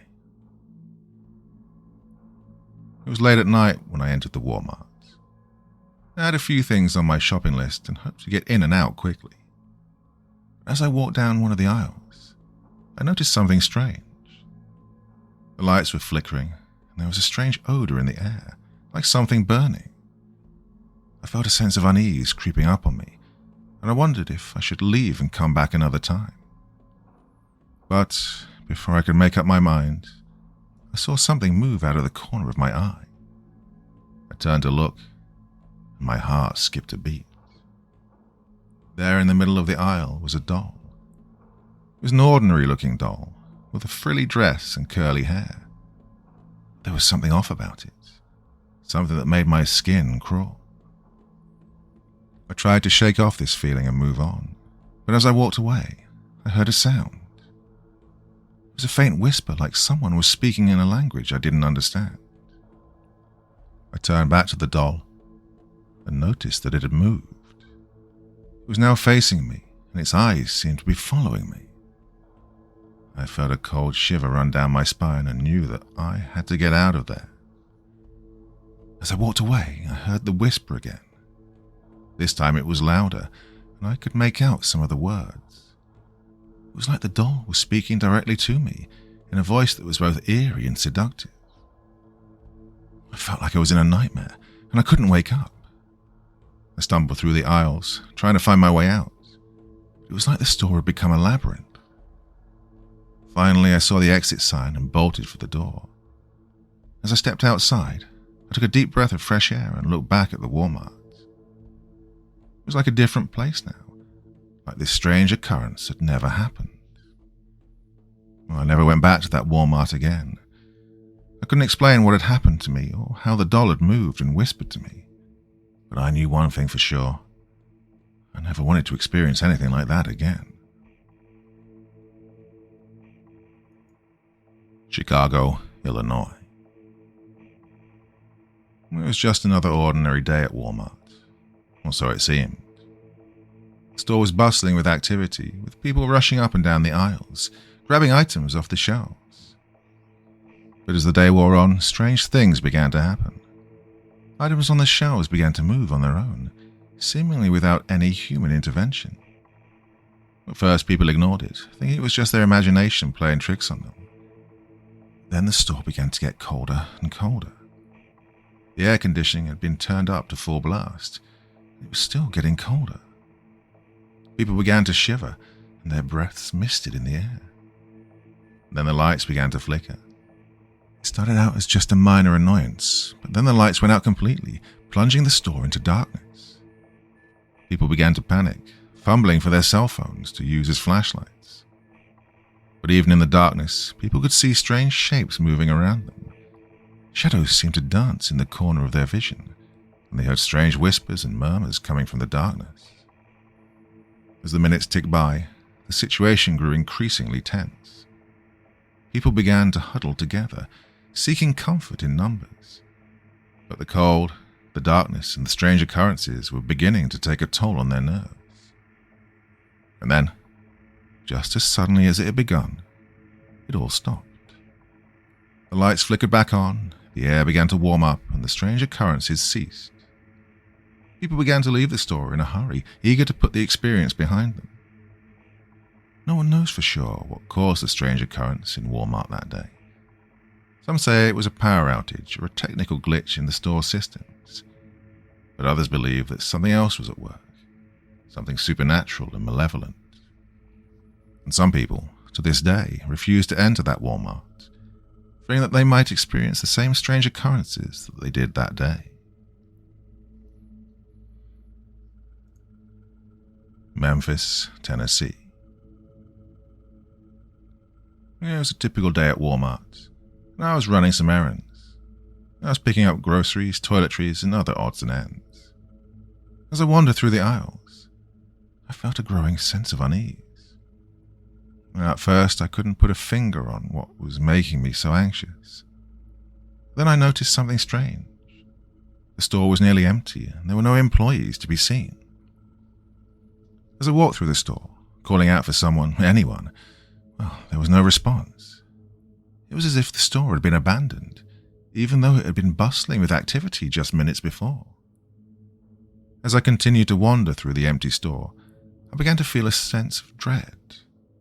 I felt like I was being watched, like something was lurking just beyond my line of sight. And then, I saw it. A figure standing in the corner of the store. It was humanoid, but it didn't seem quite human. Its body was twisted and deformed, and its face was distorted beyond recognition. I tried to run, but my legs wouldn't move. I was frozen in place, unable to look away from the figure in front of me. Then it began to move towards me, slowly at first, then with increasing speed. My heart was pounding in my chest, and I could feel sweat pouring down my face. I was sure that I was going to die, that the figure was going to reach me and do unspeakable things to me. But then, suddenly, it was gone. The figure had vanished, as if it had never been there at all. And then, just as suddenly as it had disappeared, the store was bustling with activity once again. Employees were restocking the shelves, customers were pushing carts, and everything was back to normal. I tried to tell myself that it had all been in my head, that I'd imagined the figure in the corner. But deep down, I knew that something had happened in that Walmart. Something that I couldn't explain, and I didn't want to experience ever again. Warren, Michigan. It was a typical evening at the Walmart Supercenter. The store was bustling with shoppers picking up groceries and household items. But as the sun began to set and the crowds thinned out, something strange began to happen. I was one of the employees, stocking shelves in the pet food aisle, when I heard a strange noise. It sounded like a low growling or snarling, coming from somewhere nearby. At first, I thought it was just a stray animal that had somehow gotten into the store. But as I looked around, I realized that there was no sign of any animals. The noise continued, growing louder and more insistent. It seemed to be coming from the end of the aisle where the cat food was kept. I cautiously made my way down the aisle, my heart pounding in my chest. As I approached the cat food section, the growling noise grew louder and more intense. And then, I saw something that made my blood run cold. One of the bags of cat food was shaking violently as if something was trapped inside. My first instinct was to run, but I couldn't tear my eyes away from this bag. I watched in horror as the bag began to tear open, revealing a pair of glowing red eyes. Before I could scream, the creature lunged out of the bag, a grotesque mixture of fur and scales. It was a creature unlike anything I'd ever seen, with razor-sharp teeth and talons. I tried to back away, but the creature was too fast. It leapt at me, its claws tearing at my flesh. As I lay on the ground, bleeding and in pain, the creature disappeared into the darkness. When the other employees arrived to help me, they found no trace of the creature or any explanation for what had happened. From that day on, I refused to work in the pet food aisle, and the other employees would often hear strange noises and see bizarre shadows moving throughout the store after closing time. Some even believed that the Walmart was cursed, and that the creature had been summoned from another realm by some unknown force. Despite numerous investigations and attempts to explain the phenomenon, the strange occurrence at the Walmart Supercenter remained a mystery, a source of fear and speculation for years to come.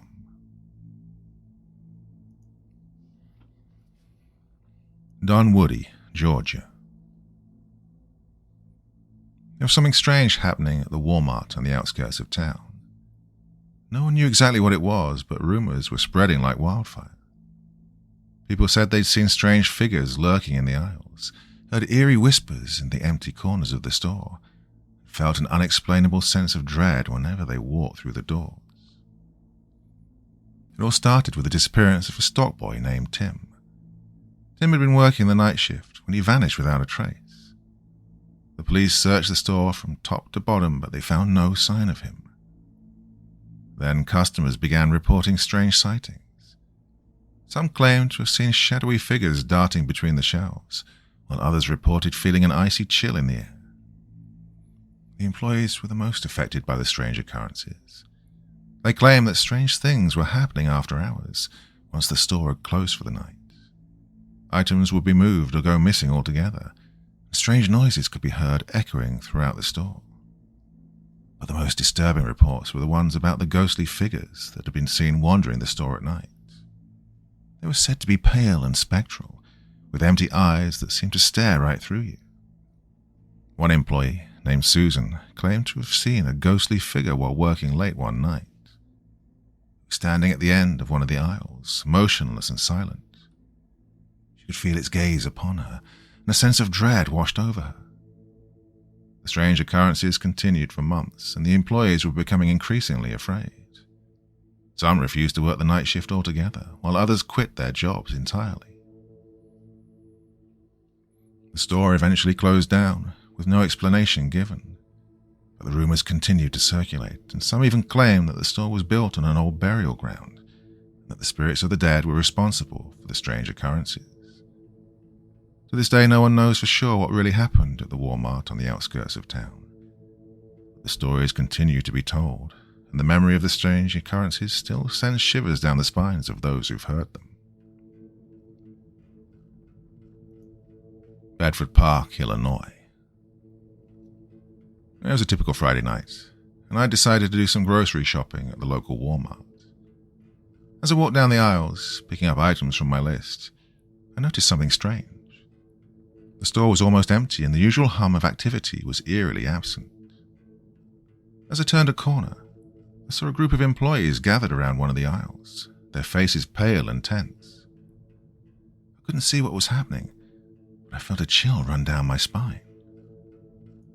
Curiosity getting the better of me, I approached the group and asked what was going on. At first, no one wanted to tell me, but finally one of the employees spoke up.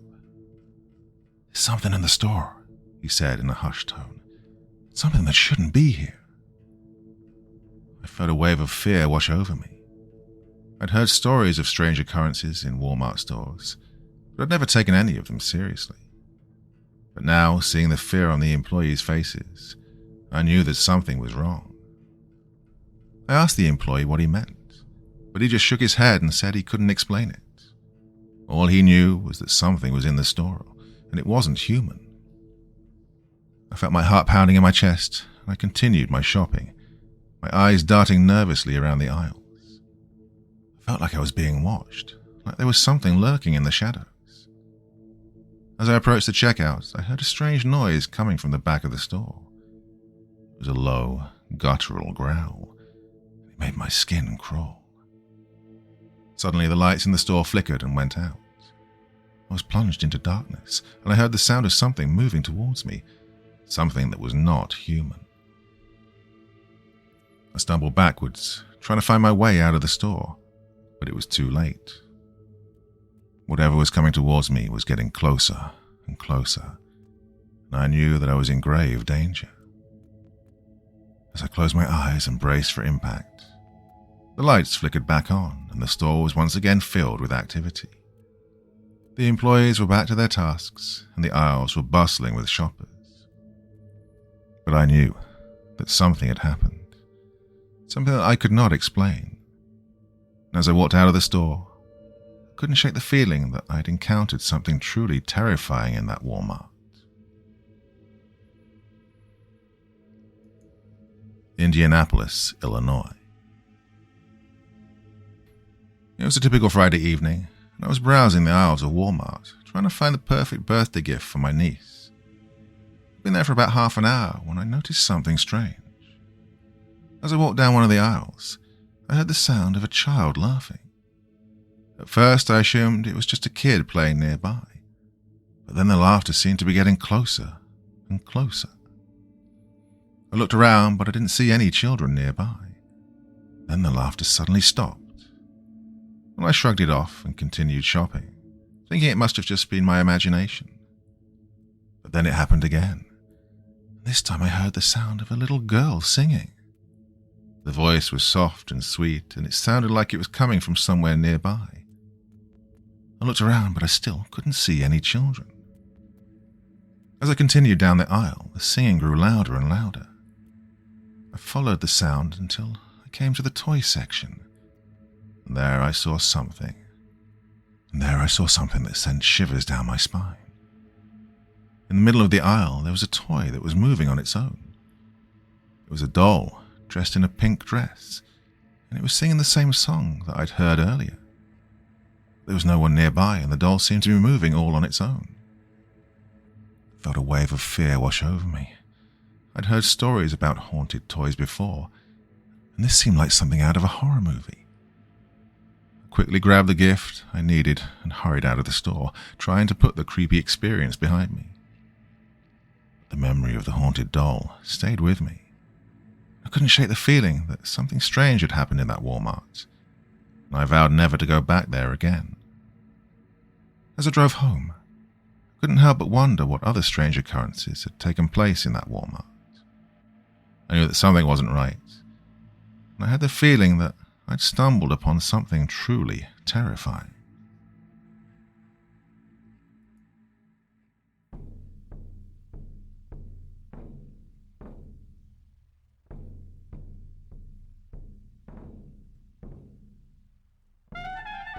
So the night shift is not all it might seem, as we saw in those 4 stories, which I do hope you enjoyed in this week's episode of the podcast. Well, that's it for this week, but I will be back again, same time, same place next week, and I do so hope you'll join me once again. Until the next time, my dear friends, very, very sweet dreams, and bye-bye. Oh, and don't forget to leave a 5-star review and a lovely, lovely comment wherever you get your podcasts.